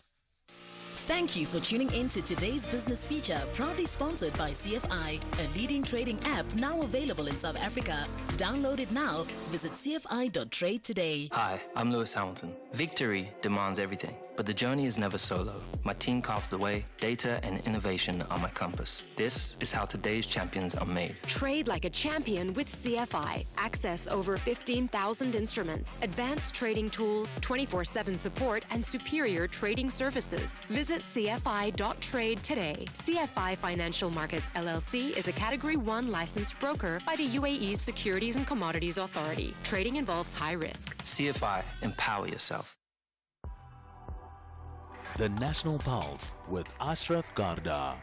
Weekdays, 3 to 6 p.m. Well, we said wherever you want to go, and I say that very intentionally because the Electoral Commission of South Africa currently hosting that e-voting conference in Cape Town. It's been going on for a few days now. And that the reason for that is to facilitate an informed national dialogue on the feasibility, sustainability, and policy implications of electronic voting in the country. Bottom line is, can we migrate from voting on a ballot sheet as we know it now, the physical ballot sheet, to doing so electronically, but not from your home? That's not the plan. You still have to get to a voting center or voting booth in some way or the other. That's the plan, if it can be done effectively. So what happened today? Andile Mbanjwa is with me, the SABC News reporter covering the story. Andile, thanks for connecting on the National Pulse. Good afternoon to you, Ashraf, and to the SAFM listeners. Thank you. Share with us some of the key takeouts from today's conference. Well, Ashraf, and to the listeners, I can confirm that today the conference was really focusing on countries that have introduced and implemented this electronic voting system. Your countries like Namibia, DRC, as well as Estonia. Well, I can also indicate that Namibia was the first country in Africa to introduce the system in 2014. So the representatives of the electoral commissions from those countries made or gave their presentations at the conference, highlighting the successes that they had with this system, and of course, not mentioning the challenges that they also encountered, but emphasizing that moving from the manual voting system and adopting the electoral voting system was rather triggered or compelled by the challenges that they experienced in the previous elections. So in summary, Ashraf, today was the focus was on that. Okay. So what happens next? I mean, so the conference ends. Is tomorrow the last day or today? Tomorrow, right? So tomorrow is the last day. But what the IEC has indicated to us during the opening yesterday was that after this conference, there will be road shows, and the road shows will be all over the country, engaging with people. And then after that process, then there will be all the feedbacks, the inputs that have been made by the stakeholders as well as the people will be then forwarded to Parliament and the Cabinet, and then the decision will be taken there. Okay, so it's a long way down that line. Anything else you want to share with us that came out today? So what I can say, Ashraf, is that one of the key things, and I think it also came out yesterday, came out a lot, was that a lot of people are still against this, rejecting it. We've spoken to a few political parties, the likes of the MK Party, the likes of the EFF. The EFF, when we spoke to the EFF MP, Hlengiwe Mkhaliphi, who was sharing the sentiments that a lot of people have been sharing, that, in South Africa, not, most of the people have access to the internet, especially to the, people in the rural areas. So they were expressing, or rather she was expressing her concerns around that, an issue which has been raised many times, even yesterday.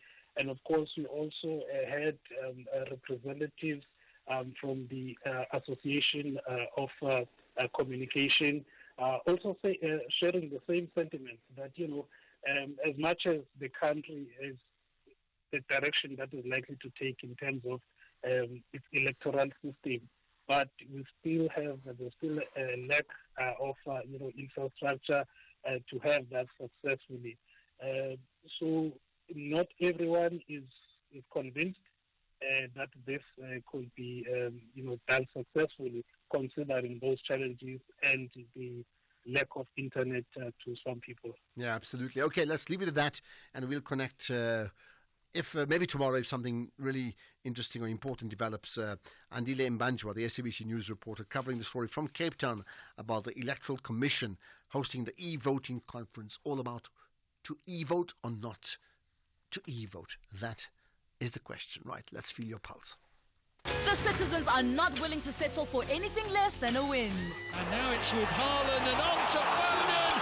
Foden to finish the game. And he does.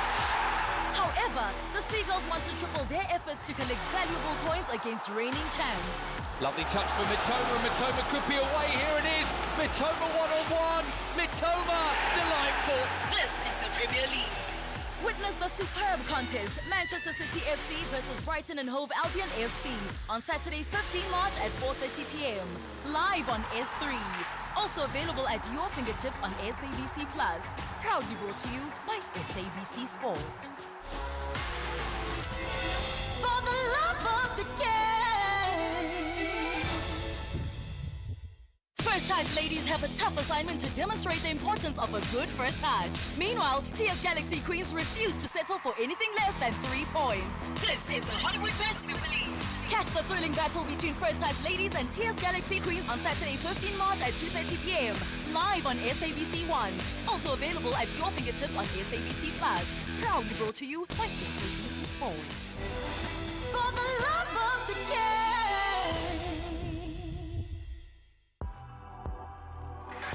Ashraf Garda on SAFM.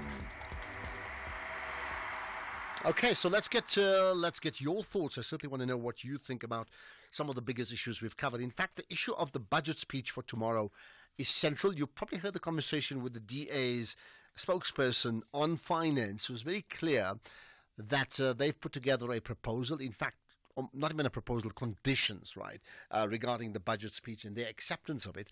And key to that is what they're saying, that if there's any changes or increases in taxes in any form, not just the VAT, but in any form, then they will not accept it. That's their point. They don't really know what the ANC is saying at the moment because they don't know. At this point in time, it's all hush-hush. They don't know. They're not even sure whether a deal has been struck at all.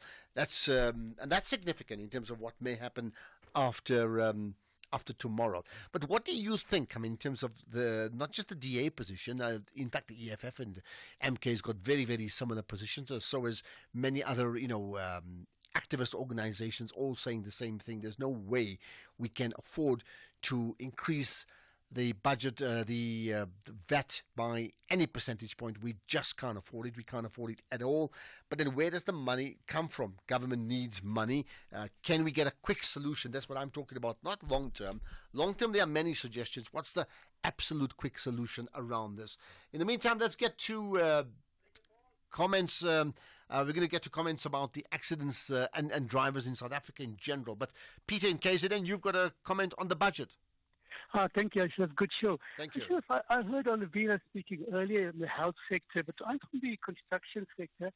It's a serious problem on our side as well. People haven't been paid from far back in September, waiting for the budget, and we're told from 1st of April, and now it's put out to an indefinite date because of tomorrow's budget. But it's so critical that contractors and people are losing their houses, abandoning jobs, projects lie, theft. So are you saying they are losing houses? I mean, you're not saying they may. You're saying yours goes, your industry goes back to September and they're not getting paid and they're losing homes. Yes, the banks are foreclosing, they're leaving the jobs abandoned. It's such a serious situation that, we've been told, please tell the people to go back to work. And they say, we don't even have money to buy fuel. And we're talking literally hundreds of projects being abandoned. Okay. When we talk about how serious, we all were expecting 1st of April. Now we've been told 1st of May or end of May into June before they'll know what budgets they've got, because as you mentioned, such a shortage of funds. But these are accrued invoices that haven't been paid. Okay. It's such a serious situation. Well, I mean, I'm sorry about that, really, Peter, and thanks for bringing that to our attention. Once again, there just seems to be everywhere. And I remember, who is it? Somebody said, I'll get the name just now to say, well, let me get the name, then I'll tell you about that. Let's get to some of the voice notes in the meantime as well. Let's get your thoughts on some of the biggest issues, right? So, right, in fact, here's one about talking about another accident. Hi, Ashley and the listeners. I am an Uber driver. That accident happened right in front of me at the airport. And of course, I agree with the caller that says the bus drivers, especially the ones that are driving municipal vehicles, they are quite reckless sometimes, and they are pushy. They practically want to push you off the road. But again, the people generally going to the airport, and for those of us who work around the airport, we see this every day. That road they drive very bad. The overtaking, the inlets, everybody's always in a hurry. So, sincere condolences to the families, and we pray for speedy recovery to the rest. Thank you. Well, I mean, if you were there behind, I'm so sorry that you saw that. Thank goodness you find. I mean, are you able to tell us more about what actually happened the way you saw it? I mean, send us another voice note about that so we can play that too, just so that you probably have a better idea than most other people. Oh, Ashraf, what a painful tale told by Scott. Ashraf, after listening to that, all I can tell you is welcome to a day in the life of a South African SMME. He just laid it out for you. If you want to know what a South African SMME who's dealing with government contract is going through, that man, Scott, has just summed it up for you in that story. That's it, Ashraf. That's it. Thank you, Scott. And thank you, Ashraf, for a good show. Much appreciate you listening. Thank you so much. Yeah, that's it. And, subsequent to you sending that note, the guy who called in now, Peter, in the building industry, is actually saying ditto to that. Sure. How can we accept it? Ashraf, since the postponement of the tabling of the budget more than 2 weeks ago, I've had so many brilliant practical suggestions from different quarters of our society, including from political parties like the DA, from economists like Dumat Kubule, and from civil society. And if the Minister of Finance ignores that and insists on the VAT hike, then I think we should shut down the country. Thanks, Farai. Shut down the country or shut down those that lead? I mean, I think there's bigger pressure then on the government. You know, you have to go back to the Marie Antoinette story. You know, you can only push so far. So I know what you're saying about shut down the country, but I think that'd be a response against those that lead, isn't it? Ashraf, that accident which occurred on R21. Ashraf, let's look, my brother. I heard one of your callers say he's wondering what was the following distance between the bus and that small vehicle. Look, Ashraf, as a truck driver, I assume you know how busy is that road. You can leave a space, my brother.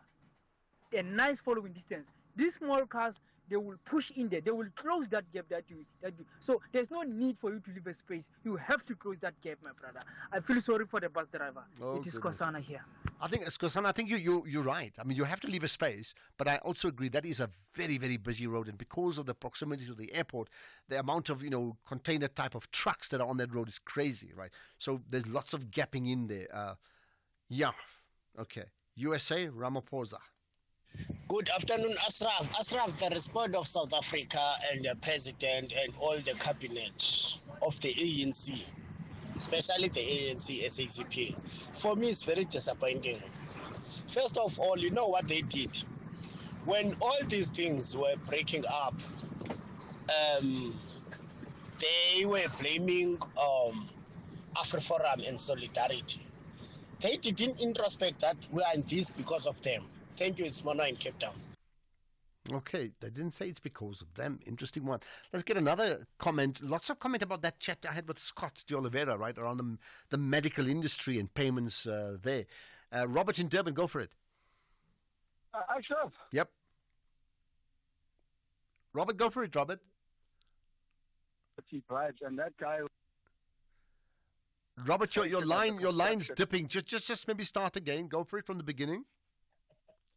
I said a few weeks ago about contractors that do work for the minister. Okay, we can't hear you, which is a pity. I'll tell you what you do. Robert, send us a voice note. Send us a voice note, and let's see if we can clean it up, because we can't hear you at the moment at all, which is a pity, and I think we do want to hear you, right? Of course. Good afternoon, SAFM. Good afternoon, Ashraf. Yeah, Ashraf, this driver, I think you can't avoid one person driving in one car, even if there were two. Avoiding two or one person to kill more than 60 people. You can't do that. You can't avoid one small car to kill a lot of people in the car like that. You cannot do that. Hey, Anonymous, Cape Town. Okay, Anonymous, let's move on to SARS. Hey, Ashraf, SARS must just go park there by MTN taxi rank and Wanderers. They don't even need to do as many taxi rank as they are in South Africa. Pre-MTN Wanderers, they will collect those billions. Thanks, it's Bongi. You mean from the taxis, says Bongi. I wonder. We had a chat with who is it from Outer, right? Wayne Duvenage. We had a chat with him, and he was very clear that the taxi industry, the owners do not pay taxes. It was very clear. Listen to the podcast, I think about 2 days ago. We then had a response from Santaco's Bafana Magagula, who said, no, we absolutely do pay, that Wayne Duvenage is wrong. But anyway, we've had a few conversations about budgets in the last few days. In fact, please go to safm.co.za, then the National Pulse. You'll find all the podcasts, and you'll find them all there.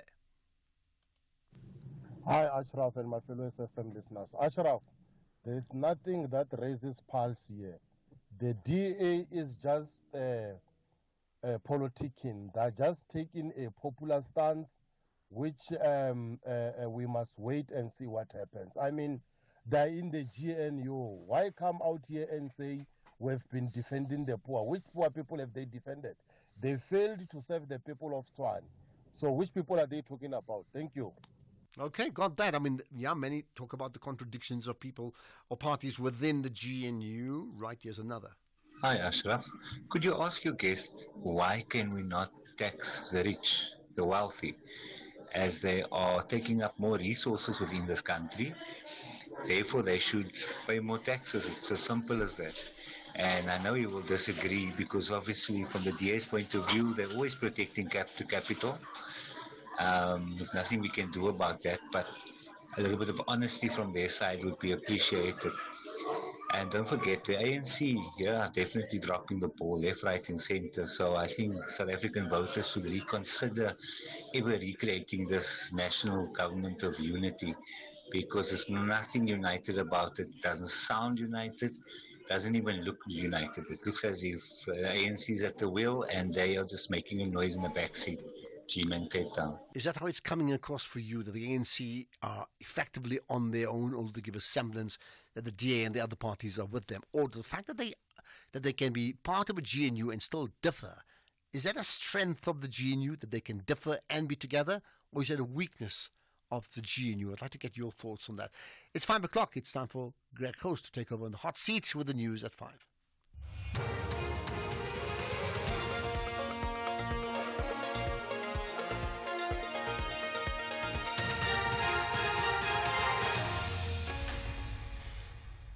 Top stories. Cyril Ramaphosa says ways to help revamp the city of Johannesburg have been identified, and Al-Shabaab claims responsibility for a hotel attack in central Somalia. Good afternoon, I'm Jolani Tulo. President Cyril Ramaphosa says they have identified ways to help revamp the city of Johannesburg to continue to attract investors. The city, which is the country's economic hub, is currently in a state of deterioration. Responding to the question posed by the leader of Build One South Africa, Mmusi Maimane, in Parliament, which called for the metro to be placed under administration, Ramaphosa said they will be able to turn around the metro, as they did with eThekwini. He is currently answering oral questions in the National Assembly in Cape Town. We have seen that in action in eThekwini. eThekwini was also one of those metros that was just going downhill. And we were able to interact with various stakeholders, they being business, labor, civil society, local government, provincial government, and national government. And if you like, all those 5 key stakeholders were able to get together, fold their arms, and identify a number of areas in which they can work. We established work streams. And today, eThekwini, of course, with good leadership, is beginning to turn around.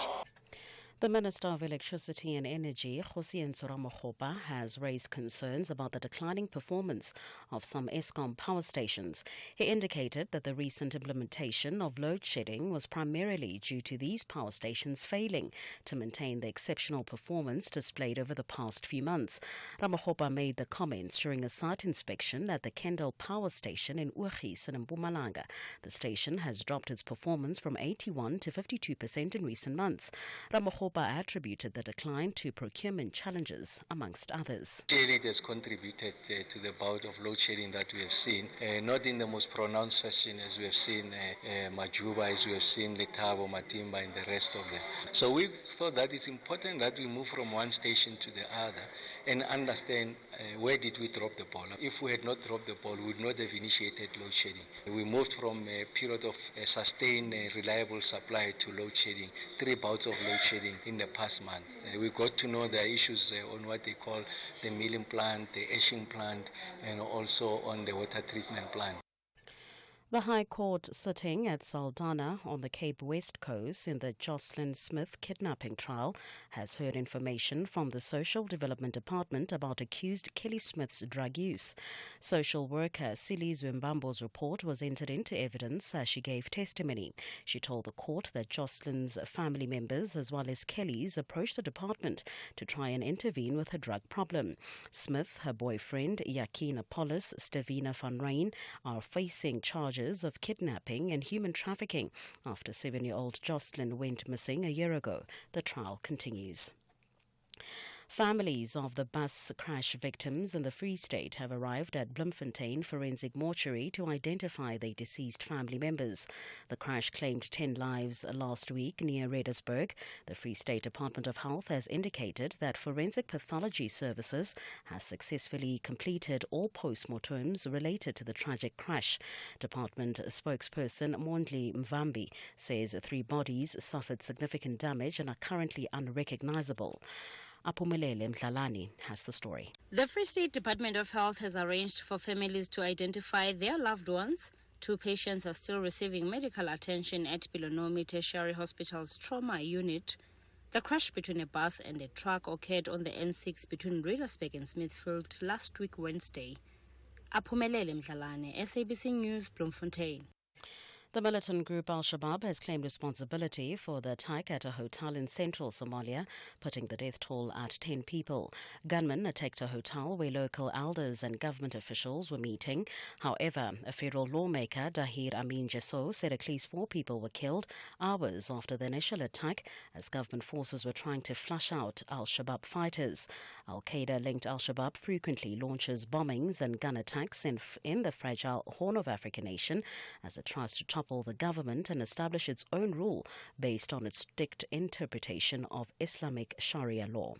Recapping the top story this hour, President Cyril Ramaphosa says they have identified ways to help revamp the city of Johannesburg to continue to attract investors. The city, which is the country's economic hub, is currently in a state of deterioration. For SFM News, I'm Cholani Tulo.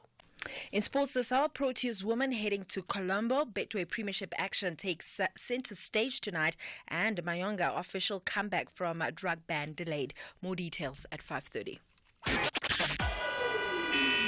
SAFM, guiding you through the rush hour traffic. Good afternoon. Starting off in Gauteng, the N3 southbound in Germiston is queuing towards Geldenhuys interchange.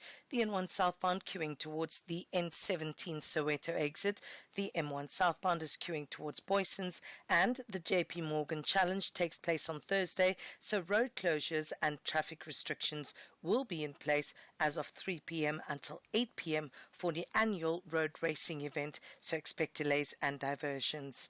In KZN, the N3 westbound queuing towards Spaghetti Junction, Old North Coast Road is closed just north of Columbine Place, and the M7 eastbound queuing at the N2 highway. In Cape Town, the M7 Jakes Haville Drive southbound in Mitchells Plain queuing towards the R300 junction. The N1 in Paarl is closed through Huguenot Tunnel.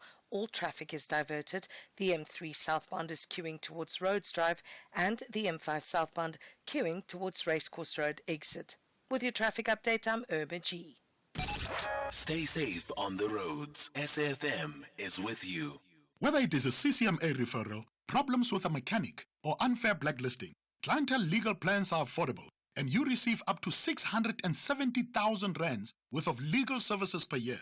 We cover civil, criminal, and labor-related matters. Our legal team will be your support 24 hours a day. SMS SAFM to 32195. That's SAFM to 32195. Clientele General is an authorized FSP and a licensed non-life insurer. T's and C's online. Standard rates apply. This Human Rights Month, SAFM is deepening a culture of social justice and human rights. It's a time to reflect, engage, and take action for a more just society. From thought-provoking discussions to powerful stories, SAFM is leading the conversations that move us, because your voice matters, your rights matter, and together we shape a better future. SAFM, leading the conversations that move us. The National Pulse with Ashraf Garda on SAFM. You're listening to the National Pulse. Weekdays, 3 to 6 p.m. Right, in a moment we're going to talk about Gayton, not to him, but about him and his advert in the Ministry of Sport, Arts and Culture, advertising for positions for white, coloured and Indian people. Significant issue. In the meantime, there's some comments from you. The Ashraf High, the problem is that our Metro Police would rather gather up to 15 Metro Police vehicles at a time under a bridge or in a residential area checking drivers' licenses and soliciting bribes when they should be policing on the roads and ticketing all the drivers committing traffic offences and shocking driving habits we all see every day. I don't know if that's particularly true. I mean, it could be a bit of both, isn't it? They could do one thing and they can do another, right? Another one, Ashraf, I wonder what planet our president is on. From eThekwini, like Maritzburg, is broken. From Robbie in Pinetown. Maybe here's a quick thought for you, right? Which municipality for you is broken? Or rather, let me put this way to you. Your municipality where you live, is it broken or is it working? Simple question. Give me the name of the municipality. I don't want even reasons. Just say broken or just say working. That's all I want to know. So if you ask me, I can vote on behalf of my municipality, Johannesburg. I'd say broken. You give me yours. Let's see what you have to say. WhatsApp text message 0614 104 107. You can also tweet it out. Use the hashtag The National Pulse and then tag SFM Radio and tag myself, Ashraf Garda. Right, so let's get to the Gayton McKenzie story. The Minister of Sports, Art and Culture is hardly ever out of the news, isn't it? Just about every day or two he says something. I'm not saying good or bad, he just says something. Now, he tweeted a post from their department that were looking for people to fill up vacancies, right? So fine, that's fine. Now, often you see a position where they would say preference will be given to affirmative action candidates. That I see, and you can interpret that the way you want it, right? In this case, it says preference will be given to coloured males, Indian males, white males, coloured females, and Indian females. And that has caused a bit of an uproar with people saying, what is this all about? He himself, Gayton McKenzie, that is, the minister, has said, hold it, the department numbers just don't work out. There's the proportion of people who are now considered black, as in black African, compared to black Indian or black coloured, they just don't work out, or even the white, and it's just completely out of kilter, right? So let's find out, in fact, what is the position regarding employment and employment equity? What's the law and what's the practice with Kagiso Lebete, who's a senior employee relations specialist. Kagiso, thanks for connecting to us here on the National Pulse. Good afternoon, Ashraf. I hope I'm audible. Yes, you certainly are, right? So I take it, you saw Gayton McKenzie's tweet advertising the post, and then you saw his tweet following up where he gave his reasons why he and his department pushed through these, calling for vacancies with different people, and there's no black person mentioned in that. What do you make of it?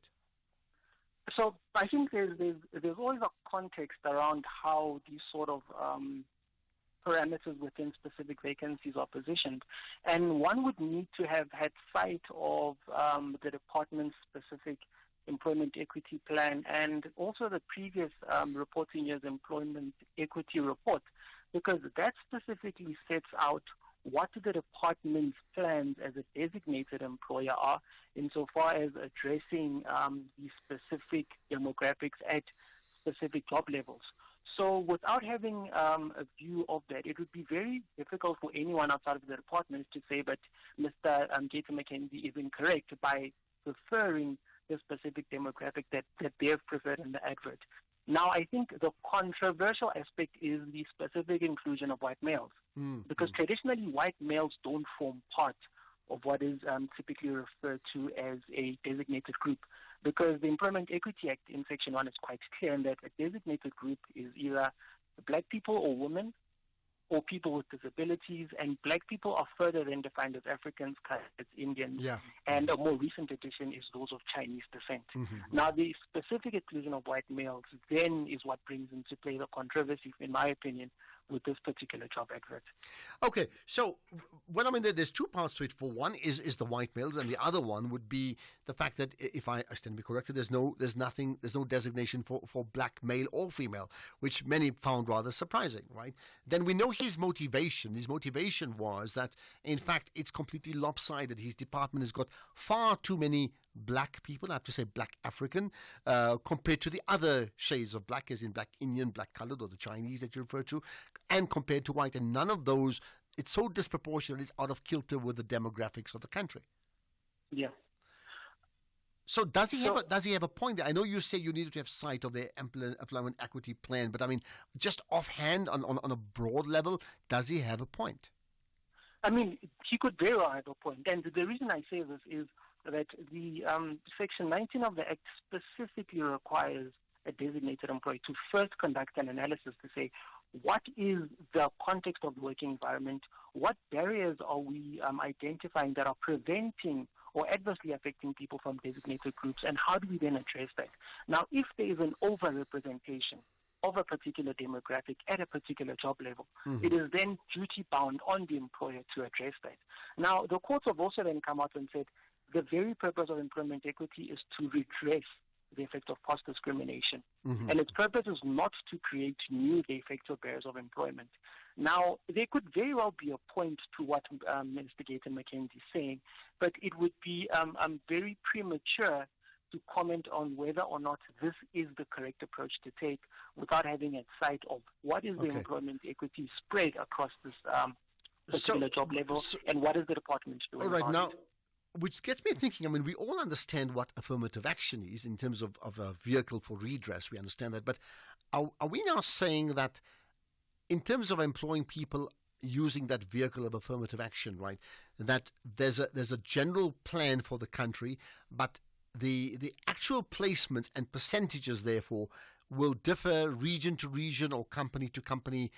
If that's the case, then who makes that decision to say this company, in terms of our employment equity plan, will have X percentage of, let's say, Indian people, for example, but another company would have a different percentage? I mean, who makes that call?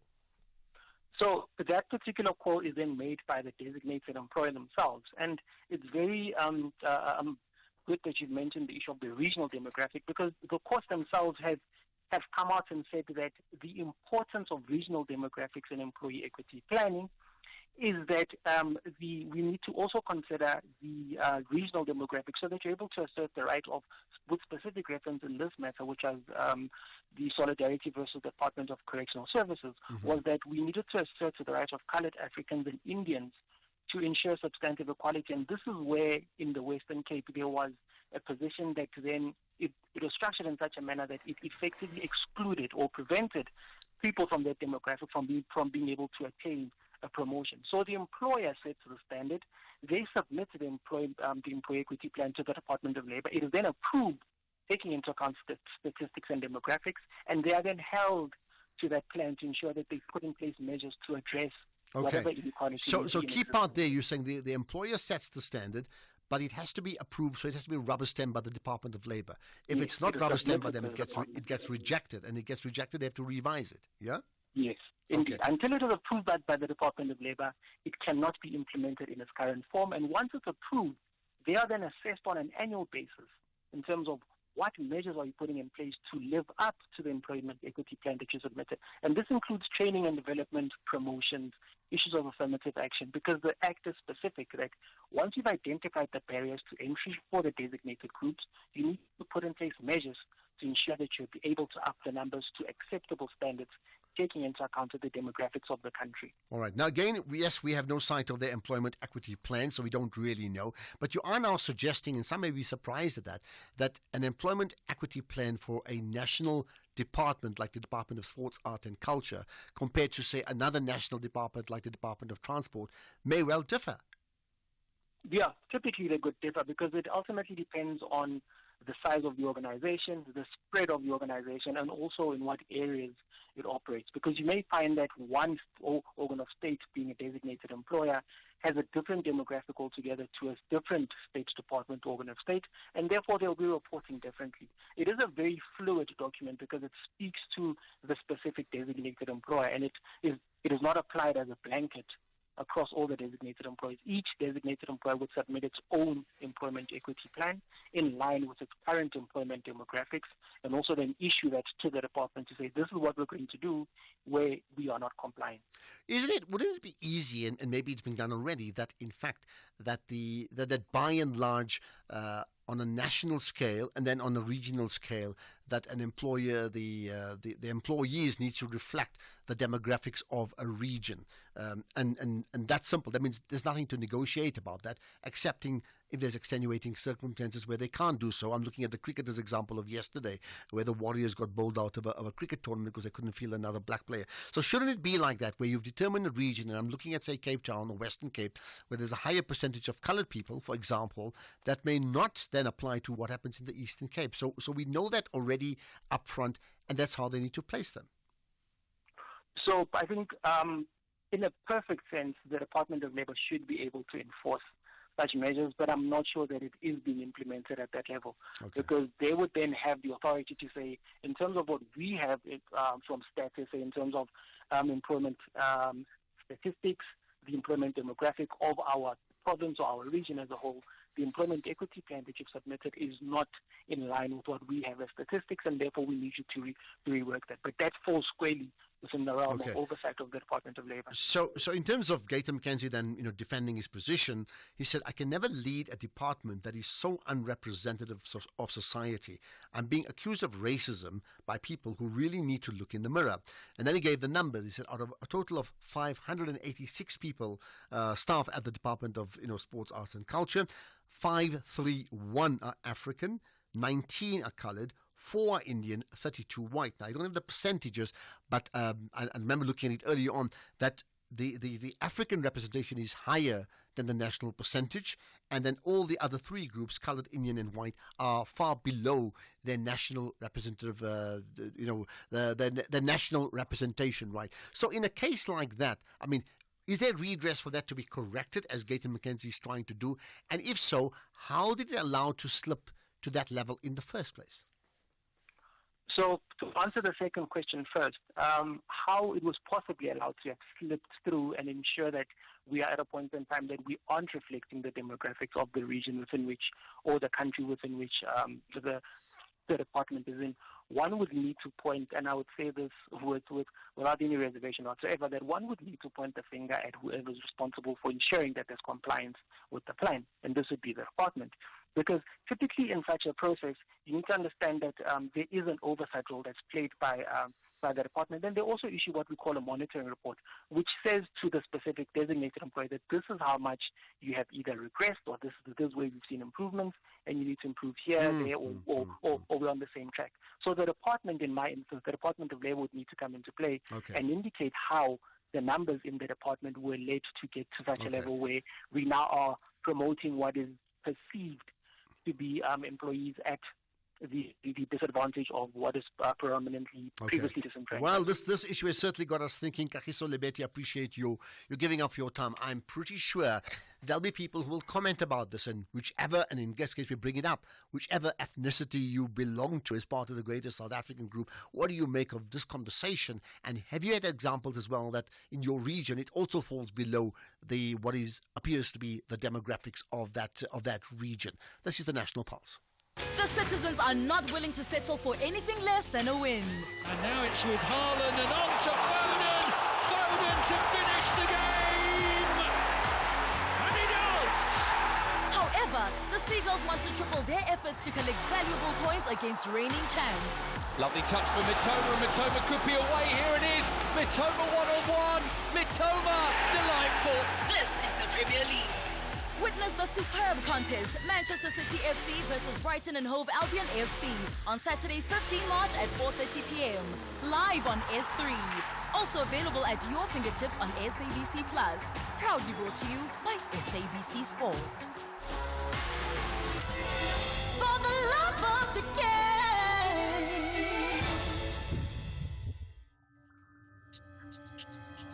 You're listening to the National Pulse on SAFM. Right, of course, we did say that the budget speech and what may or may not happen is central to much of what we're talking about today. But feel free to comment on any of the other issues we've spoken about, including my comment to say, give me the name of a municipality. No comment, just municipality, and say, working or broken? All things considered, how would you grade your own municipality? And that could be big city, small town, village, whatever it is. I certainly want to know.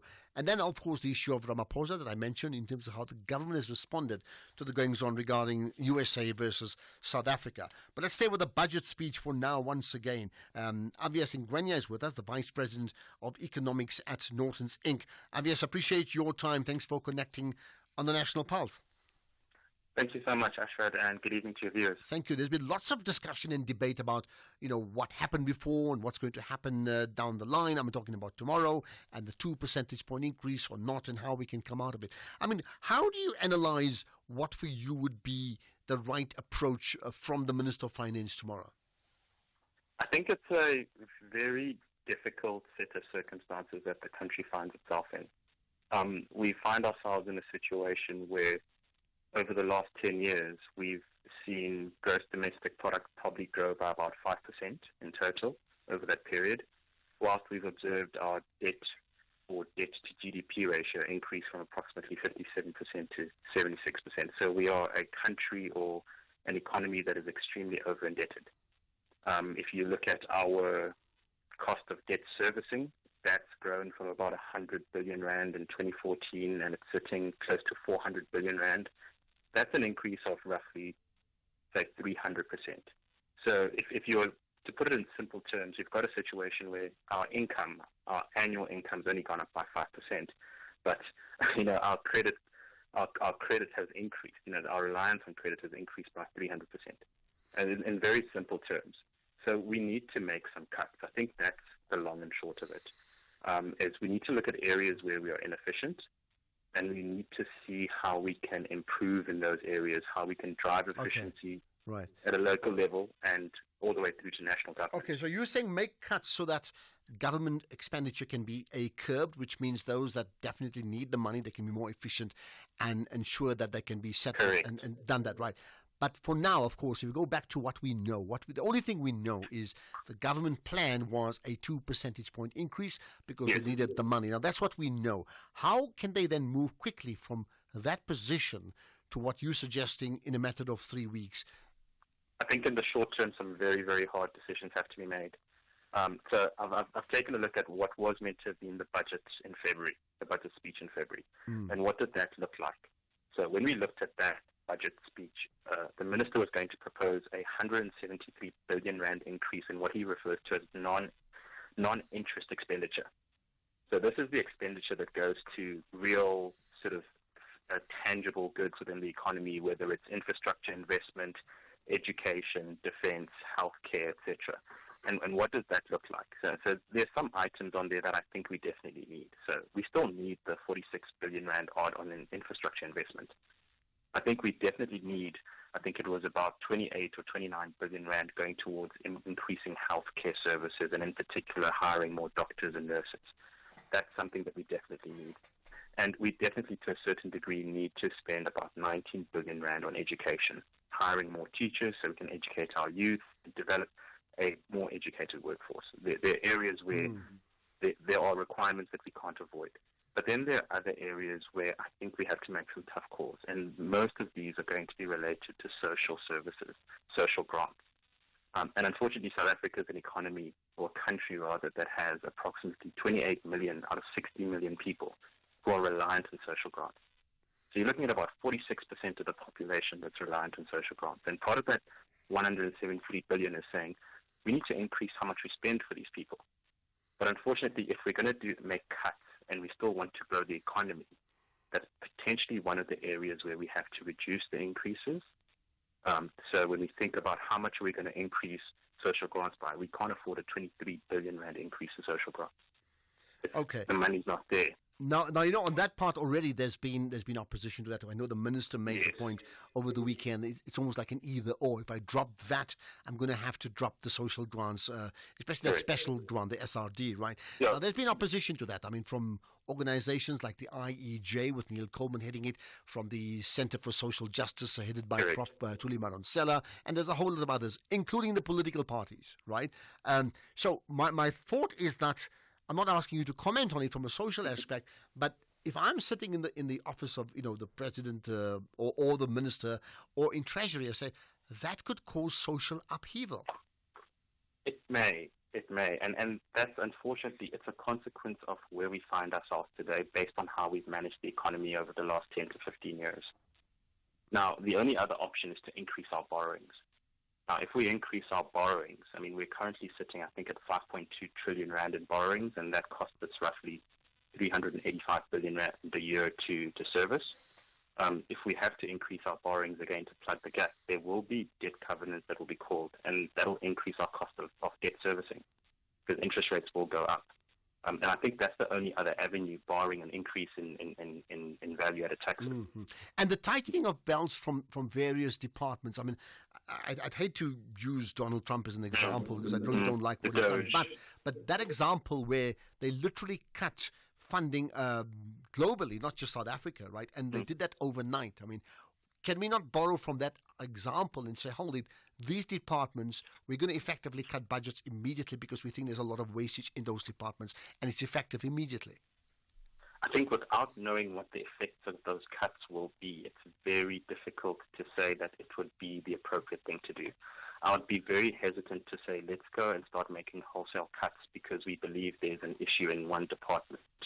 And then down the road, you realize that actually there were beneficial aspects of that money that was being used to help South Africans. I think you need to have a measured approach. And part of that measured approach may include delaying increases in social grants. It may include delaying expenditure on early childhood development. And it may also mean you need to start putting on the back burner future projects. So if you think about national health insurance and you think about how we want to create an environment of universal healthcare coverage, we're actually not in a position to start implementing those social systems, if I can call them that. Okay, just the last thing, right? There has been the flip side comment, which is like, why don't you tax the rich? Just increase corporate tax by 1 percentage point or 2. Like, that's the way to do it. I mean, what's your quick thought about that? So there are a few things around that. I mean, so South Africa, I think South African Reserve Bank has made this point before, that we are reliant on a very, very small tax base for a significant proportion of our personal income tax. And to put it in perspective, 3 million South Africans, or roughly 5% of the population, they contribute over 80% of personal income tax in South Africa. So when you look at it from that perspective, you're going to be taxing a very, very small proportion of the economy. And in economics, there's something we refer to as the Laffer curve. And it basically says, after a certain tax threshold, people will start to find ways to avoid paying taxes. And the net consequence of that is you actually end up collecting less tax. And that's a significant challenge. And when you think about it from a corporate perspective, we're already a very high tax regime. And if we want to continue to attract foreign direct investment, we want to continue to make South Africa a region or an area where foreign investors can come and develop businesses and grow, then that's definitely not the approach we should be taking. Okay, got that, Avius Ngwenya. I guess in simple terms, don't kill the goose that lays the golden egg, if some would define it as just that. Avius Ngwenya is the Vice President for Economics at Norton's Inc. Tomorrow is Budget Day, and of course we'll cover it and the reaction thereafter. Let's get the news headlines now. It's just gone 5:30. Good afternoon, I'm Jolani Tulo making headlines. Government says the United States of America remains an important diplomatic partner in its relations regardless of the current political impasse. President Cyril Ramaphosa told the National Assembly that they will keep on pursuing diplomatic cordial relations with the U.S. this after President Donald Trump's administration took a decision to halt funding to the country. President of Azapo, Nelvis Kekema, has described the late Dr. Khumulimo Mogai as someone who lived his life for the people. The renowned medical doctor, author and black consciousness intellectual was laid to rest today in Ga-Rankuwa in Pretoria. And finally, Director of Operations at the Electoral Commission of Namibia, Zenia Klassen, says an electronic voting system needs to be coupled with voter and civic education to be successful. Klassen was speaking at the e-voting conference taking place in Cape Town, South Africa. I will have details on these and other stories at 6 o'clock. SAFM, guiding you through the rush hour traffic. Good afternoon. Starting off in Gauteng, the N1 southbound in Randburg queuing towards Malibongwe Drive exit, Witkoppen Road westbound in Johannesburg North, slow moving towards Market Street. The N1 southbound in Midrand queuing towards New Road in Bedfordview, the N3 northbound queuing on the link to the N12 east at Gilulis interchange, and the N12 R24 westbound queuing on both routes towards Gilulis interchange. In KZN, the N3 eastbound queuing towards Spaghetti Junction, the N3 westbound queuing towards Cliffdale, the N3 westbound is queuing towards Spaghetti Junction, Umgeni Road westbound slow moving through Springfield Park, and Chris Hani Road westbound queuing at the N2 highway. In Cape Town, the N7 Jakes Havel Drive southbound queuing towards Voortrekker Road, the N1 outbound is queuing towards Okavango Road exit, the M3 southbound queuing towards Rhodes Drive, the M5 southbound queuing towards Racecourse Road exit, and the N2 outbound slow moving towards the R300 interchange. With your traffic update, I'm Irma G. This is SAFM Sports with Tuming Khapele. Right, Shum, you got news about the Protea women's team, right? Yes, the Proteas women will compete in a triangular ODI series in Sri Lanka next month as preparations for the World Cup in India later this year. The Tri-Series, which also involves India, will run from the 27th until the 11th of May, with all matches being played in Colombo. Now, this tour will also mark South Africa's first trip to Sri Lanka since the 2017 ICC Women's World Cup qualifiers, where they narrowly lost by 1 wicket to India in the final. In football, the hectic Betway Premiership schedule continues today, and for Orlando Pirates, they travel to Cape Town, where they will play Stellenbosch in a must-win league game as they look to close the gap on log leaders Mamelodi Sundowns. And coach Jose Rivero says that Stellies are a difficult team to beat. Tough opponent again, another game away from home. We have a busy month on the road. I think during my time here we didn't manage to get a victory in the league in Stellenbosch, only one time in the MTN8. We know it's a difficult team to play against, excellent players, a really good coaching staff. So we know it's going to be a tough one, physical and in the physical aspect and in the tactical as well. But yeah, we will try to be in our best one more time after tomorrow. Well, Rivera is also said to become the most capped Orlando Pirates coach in the PSL era. He's taking charge of his 120th game at Orlando Pirates, surpassing Ruud Krol. And there's also other action to look forward to tonight. The Rockets, Tia's Galaxy, are in action against SuperSport United. Mamelodi Sundowns will be looking to extend their lead at the top of the table when they face Amazulu, and Magezi host Richards Bay with kickoff at 7:30 for all matches. Elsewhere, Paris Saint-Germain head coach Luis Enrique says that he's confident that his team will be able to handle the pressure of playing at Anfield. Liverpool may seemingly have one foot in the Champions League quarterfinals after last week's 1-0 win at Paris Saint-Germain. And for the Reds, Tyler Morton, Connor Bradley and Joe Gomez are all injured, but striker Cody Gakpo is fit and available for selection once again. Meanwhile, for PSG, they head into the second leg with a fully fit squad. Other fixtures for tonight: Barca face Benfica, Inter versus Feyenoord, and Bayern Munich away to Leverkusen. In athletics, Luvo Mayonga, his return to competition has been postponed due to a hamstring injury. Now, the 34-year-old made his season comeback at an invitational Hoërskool Stellenbosch meeting last week, leaping 7.31 meters to finish third, but sustaining an injury in the process. He was set to compete at the Athletics SA Grand Prix in Pretoria tomorrow, but has now withdrawn as a precaution. It doesn't make me feel anyhow. It's just a matter of what happened in that competition in Stellenbosch. I just pull a little bit of nigo. It's something that I'm working on now, and by the next Grand Prix in UJ, everything will be fine. In rugby, international rugby will return to Bloemfontein when the Cheetahs host Georgia in July, a week before their test against the Springboks in Nelspruit. The Georgians, whose tour to South Africa is for the second time, will cross swords with the Free Staters at Free State Stadium on the 12th of July. Now, the Boks clash against Georgia on the 19th of July at the Mbombela Stadium and will be third and last in the incoming series, which kicks off with 2 tests against Italy on the 5th of July in Pretoria and a week later in Gqeberha.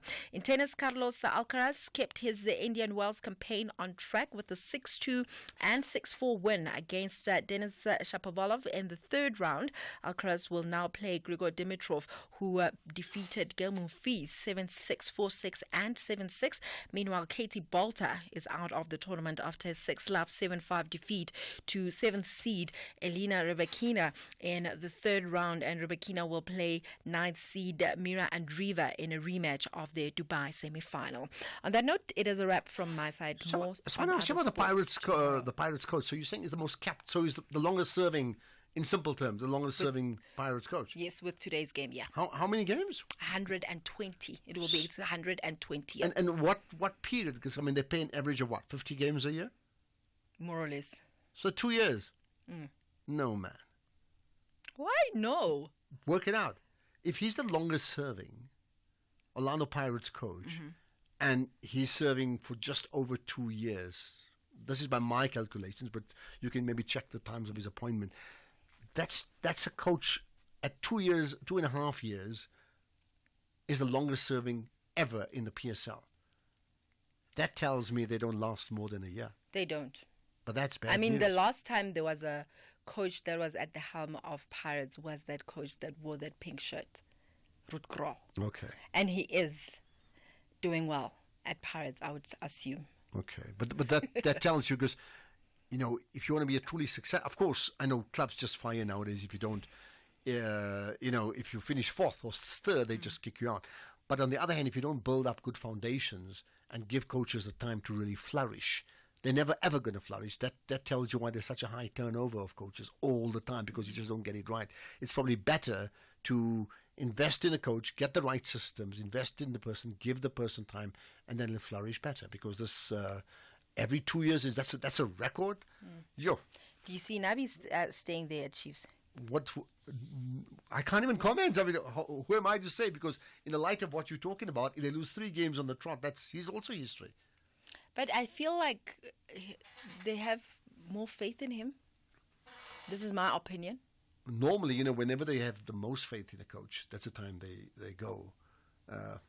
We are yet to because see. They make an announcement like, we just support him. Like, okay, he's fired. We are no. yet to But anyway, see. listen, to end with, if the Pirates' record coach is there for 2.5 years, I'm giving an approximate time, right? Or even 3 years at most, that is very short for your record-serving coach for your club in the PSL. That's very short, I think. Anyway. All right, you better say goodbye. Not him, because he's not saying goodbye. Well, with that said, ke nna Tumeng Kgapele, Modimo ke yo. Unlock a world of benefits. Welcome to SABC's TV License Rewards program. Ready to make your viewing experience more rewarding? Say hello to perks that go beyond just watching TV. Join us today at sabctvlicenserewards.co.za and instantly receive your first reward. But wait, there's more. You can get up to 500 Rand back. Become part of something bigger, a movement where watching TV isn't just a hobby. It's a catalyst for positive change. Register now at sabctvlicenserewards.co.za and open the door to a world of benefits.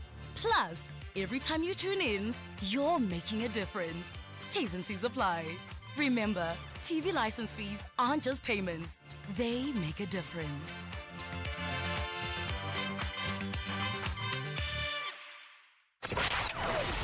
Economic news on SAFM. Facts and figures you can count on. Okay, let's get to those numbers ahead of the budget speech. I think, Jimmy, the last time we spoke ahead of the budget speech, I said, that's your World Cup. I don't know what I need to say today. World Cup replay, I suppose. Good afternoon, Ashraf. Good afternoon to the listeners. Absolutely. We've had it happen before in history where World Cup finals have been cancelled and rescheduled. So no surprises there. I suppose another rescheduling is what we are not looking forward to. But we are prepared for tomorrow's speech. In any event, we're going to do one final build-up or one final look at what to expect from tomorrow's speech. Obviously, we will be taking over your show tomorrow to bring the up-to-date and blow-by-blow results of that budget speech as it is delivered and tabled tomorrow. Hopefully that happens this time around. But before that, we will take a look at some results that came out today. We'll take a look at ABSA giving us their full year's numbers for the year ended December 2024. We're going to speak to their chief group financial director. We're also going to speak to the CFO at Attack Limited. They gave us an update around their first half of the year's performance and how they started their new financial year. Then we've got a conversation, of course, as I mentioned, around the budget speech with Chief Economist at Old Mutual, Johan Els. And then we take a look at some interesting developments from the team at Orbis. They're the sister company, of course, to Allan Gray. They've got some interesting takes on what you should be doing in these uncertain times. We're going to speak to them around that from an investment point of view. And then because it's Tuesday, we've got our agri feature today. We're going to wrap things up with a very interesting reintroduction that's taking place of something called the Magaliesburg Aloe. So we're going to speak to the team at the University of Pretoria and the project that's happening there and get a sense of what's going on there. Before we get to all of that, the markets have had, I would say, a better day than yesterday, and that's only because I'm seeing slight hints of green every now and then, but by and large still a big red day. That sentiment around the potential of a US recession still continuing to drive a lot of fear into the markets. First time we've seen this level of fear in a very, very long time. But when we look at Asian markets that were trading first, the Nikkei and the ASX were the only markets in the red, whilst the Hang Seng and the Shanghai Composite were in the green. European markets were all in the red, all more than 1%, around 1.3%. In the case of the FTSE, 1.4% in the case of the DAX, and 1.35% in the case of the CAC 40 in France. So all three European major markets in the red. If we look at our own local markets, they finished out in the red. There was a couple of mixed movements there. So financial sector stocks were down about 1%. Industrials were down about 0.45%. Resource stocks tried to rescue the day. At some point, they were up more than 2%, but they closed out the day 1.4% in the green. The all share was down 0.25%. The top 40 was down 0.25%. We're going to look at some of those movements in a bit more detail when we come back. A quick look at currencies before we go. The rand, 18 rand and 21 cents against the US dollar, 23 rand 58 against the British pound, and 19 rand 88 against the euro. Almost back at 20 rand against the euro.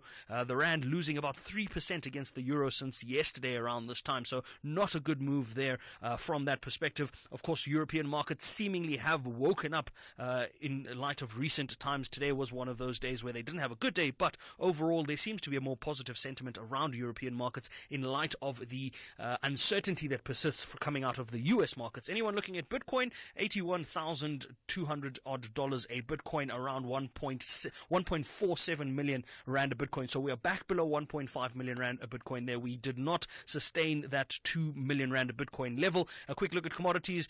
Gold price $2,920 a fine ounce. Brent crude still below $70 ever so slightly, $69.95 a barrel. Platinum and palladium still below $1,000 an ounce, but platinum a little stronger there at $980 odd an ounce. Palladium still below $960. So we're going to look at these movements in a little more detail when we come back a little later on. But for now, Ashraf, back to you. Okay, perfect. And you have a good World Cup tomorrow. And yes, take over the show, not the whole show. You just infuriated a whole lot of listeners like, no.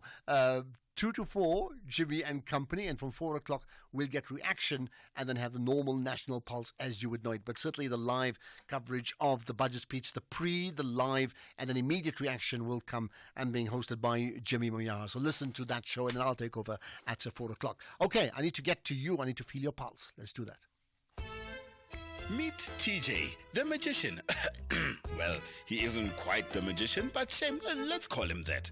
The other day he tried to do that coin ear trick. Poor Owami is still in the hospital with a 5 rand coin stuck in his ear. He tried getting his pit bull, Mufasa, to levitate. Oh, he got that right. But now Mufasa is levitating through Tembisa, and somehow TJ forgot to read the section on how to get Mufasa back down. It's tough being a magician, but luckily for TJ, Britain's Got Talent Ultimate Magician will be the perfect inspiration for him to be the best magician in in Tembisa. Catch Britain's Got Talent Ultimate Magician Saturdays at 7:30 p.m. only on S3. Open up. So from today to the 16th of March, the South African National Biodiversity Institute, that's SANBI, they're hosting its first National Gardens Week. Now, visitors can enjoy free entry to all national botanical and zoological gardens across the country, including Kirstenbosch National Botanical Gardens and the Pretoria Zoo as well. Now, this year's theme is Grow Your Joy, and there's an invite for visitors to embrace nature, wellness, and community by taking a peaceful walk, joining a guided tour, or learning about conservation in some of the country's most breathtaking green spaces. Now, nature has never been this open to all. Celebrate, protect, and enjoy biodiversity wealth. Visit the website sanbi.org for details. The National Pulse with Ashraf Garda. Right, comment on the Gayton story, employment equity. Ashraf, Gayton, I understand his approach. The EE Act was written when the equity gap was very large. It is probably no longer suited to an environment where equity is achieved and must now be maintained rather than radically changed. It is due for an amendment. That I've asked you to comment on your municipality and just tell me broken or working. And here's one from Sia Ashraf, Pietermaritzburg, broken. Newcastle, critical on life support. Okay. Here's another one. Good day, Ashraf. I've been to eMalahleni municipality. Functioning, it's giving it a crown. It is dead of functioning. That's what you said. I'm not too sure what that really means. Here's another. Buffalo City, broken, from MG. Oh my goodness. That's just a quick way of understanding where we are. There's a few more. The Msunduzi municipality, which is Maritzburg, broken. Okay, and there's more. Let's get to Gift's thoughts in the Eastern Cape on Gayton. Gift, go for it.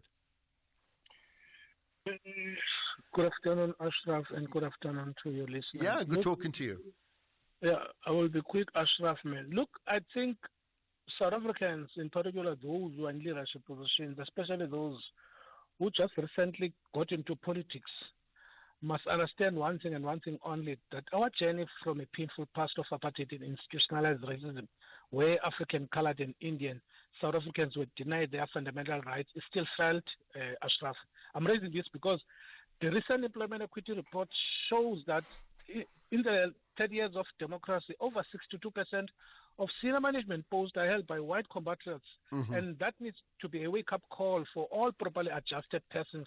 One thing about South Africans, I've noticed this, they'd like to make a posture without even reading documents, including these acts, because just for the sake. But I mean, let me just jump to the nub of it. Is Gayton right or wrong? I mean, that's really what we're talking about here. No, he's wrong. He's wrong. He must acquaint himself with the recently signed Employment Equity Amendment Act that provides needed intervention to strengthen our government ability to hold employers accountable, because there's a particular section that talks about designated groups. He must go and read that. I don't think he has read it. He's just raising issues emotionally, and some South Africans just follow that trend without even themselves reading that Employment Equity Amendment Act. But lastly, Ashraf, I want to hammer on this. Employment equity, Ashraf, accommodates all South Africans, irrespective of race, of gender, and disability. And it simply compels employers to make progress to ensure that their workplaces reflect our diversity. So this minister, Gayton, must go and read that Employment Equity Amendment Act. Maybe we should all read it and be absolutely sure about how it reflects demographics around the country. Thanks for that call, Gift, in Eastern Cape. In Frontline KZN, go for it. No problem. Thank you for taking my call. Pleasure, man. Go for it. Yeah? I'm going to congratulate Gayton McKenzie for being brave, being part of the cabinet and speaking up so loud about the employment equity, because it's where it gets to be preached in the cabinet. How the ministers get into parliament, they get to preach affirmative action because they are not suitably qualified for those positions. That's the first thing.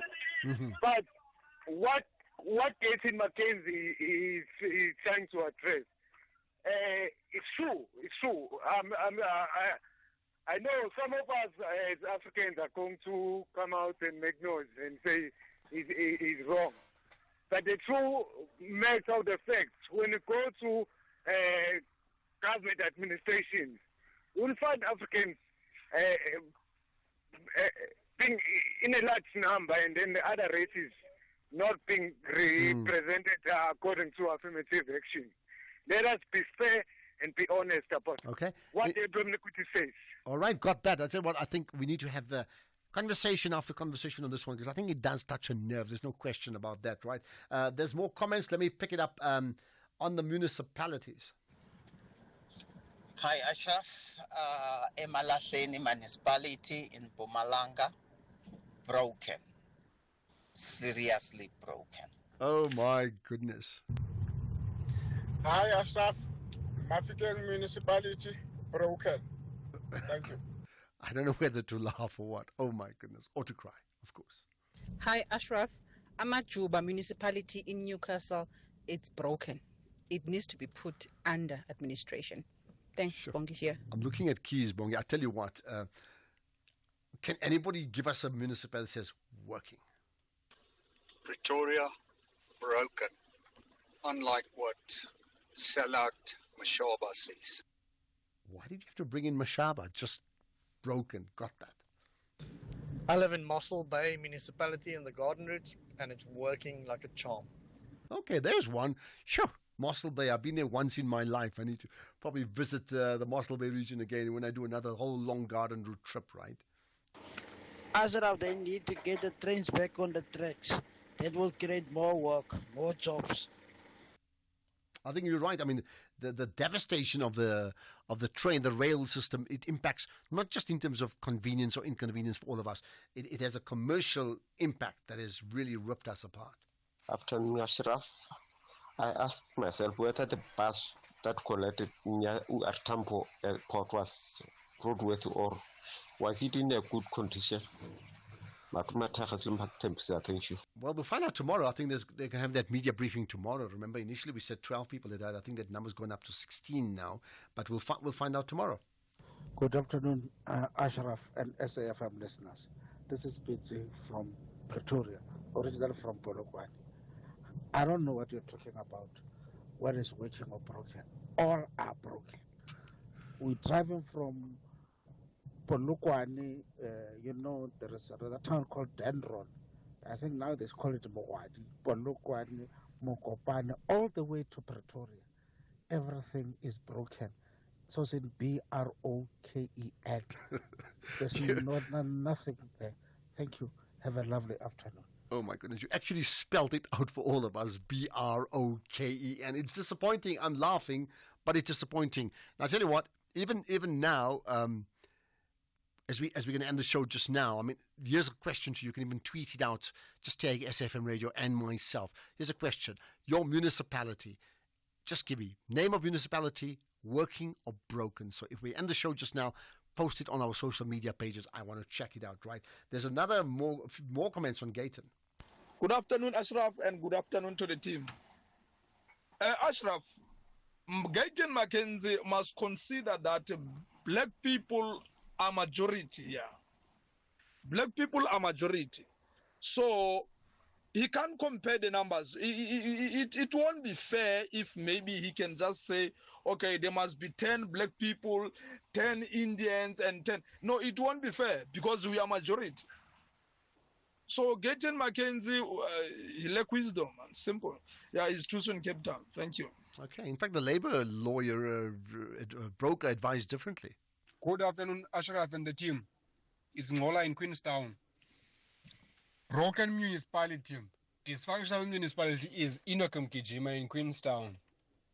For the whole mayor, it seems as if to him it is normal to have a hole on the road. I still remember he was once asked in an interview that, when are you planning to eradicate the potholes? Then we had potholes. He responded by saying, I did not come with the potholes from Papiane family, meaning that his family. I didn't come with potholes. I found them here. And I was like, the whole mayor saying that I mean, that's so low. Enoch Nkijima is broken. Sure. Okay, here's another. Hi, Ashraf and your team. Steve Chwete, local municipality in Mpumalanga, working. Oh, nice. Well done. Steve Chwete. I had the privilege of meeting him when he was not even the Minister of Sport, when he was like the shadow minister, because, before the first election, right, and shared a platform with him, actually. Right, here's one on that. Hi, Ashraf. It's Lucky from Paarl in the Western Cape. I was wondering, I didn't study economics, I studied chemistry.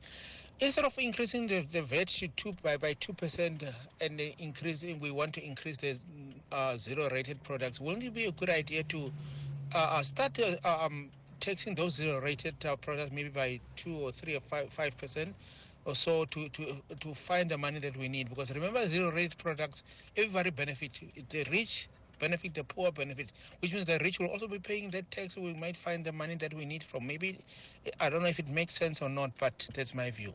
Yeah, maybe, but the point is the rich, they still are a very small percentage of those that benefit from that. The reason those are zero-rated by and large is they really affect, like bread, they affect the vast majority of the most vulnerable in the country, and that's really the reason why it is zero-rated. So, yeah, maybe not a good idea. Right, there's some more comments. Let me see if I can pick up a few more. Here's another one, Maluti, municipality. That's Phokung municipality, broken. And Ditlabang municipality, broken. Sure, man. I love my country. How can we move from broken to working to champion nation as well, right? And here's another Frank saying, instead of raising 2% VAT, can they cut MPs by half? Uncle Moon from, well, think about it, that's like a moonshot chance you're taking. It's not going to happen now. I mean, I wish it does, but I don't think it's going to happen. SARS must broaden their tax base. Most companies in rural areas are not paying tax. I think the biggest issue to broaden your tax base is to get more people working and then to get people growing so they can earn a lot of money. Because even then, the lowest of the load still don't pay tax because their earnings are too low. That has to change as well. Okay, my time's up.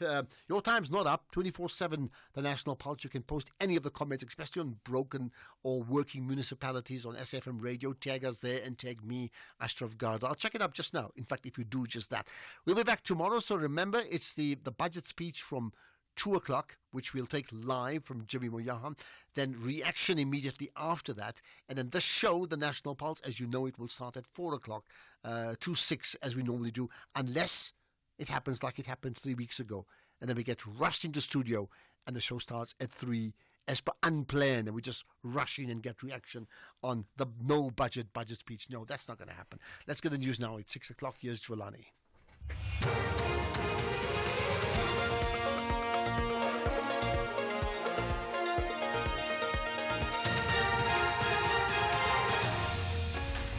Thank you, Ashraf. Top stories. The Sawa government to keep pursuing diplomatic cordial relations with the U.S.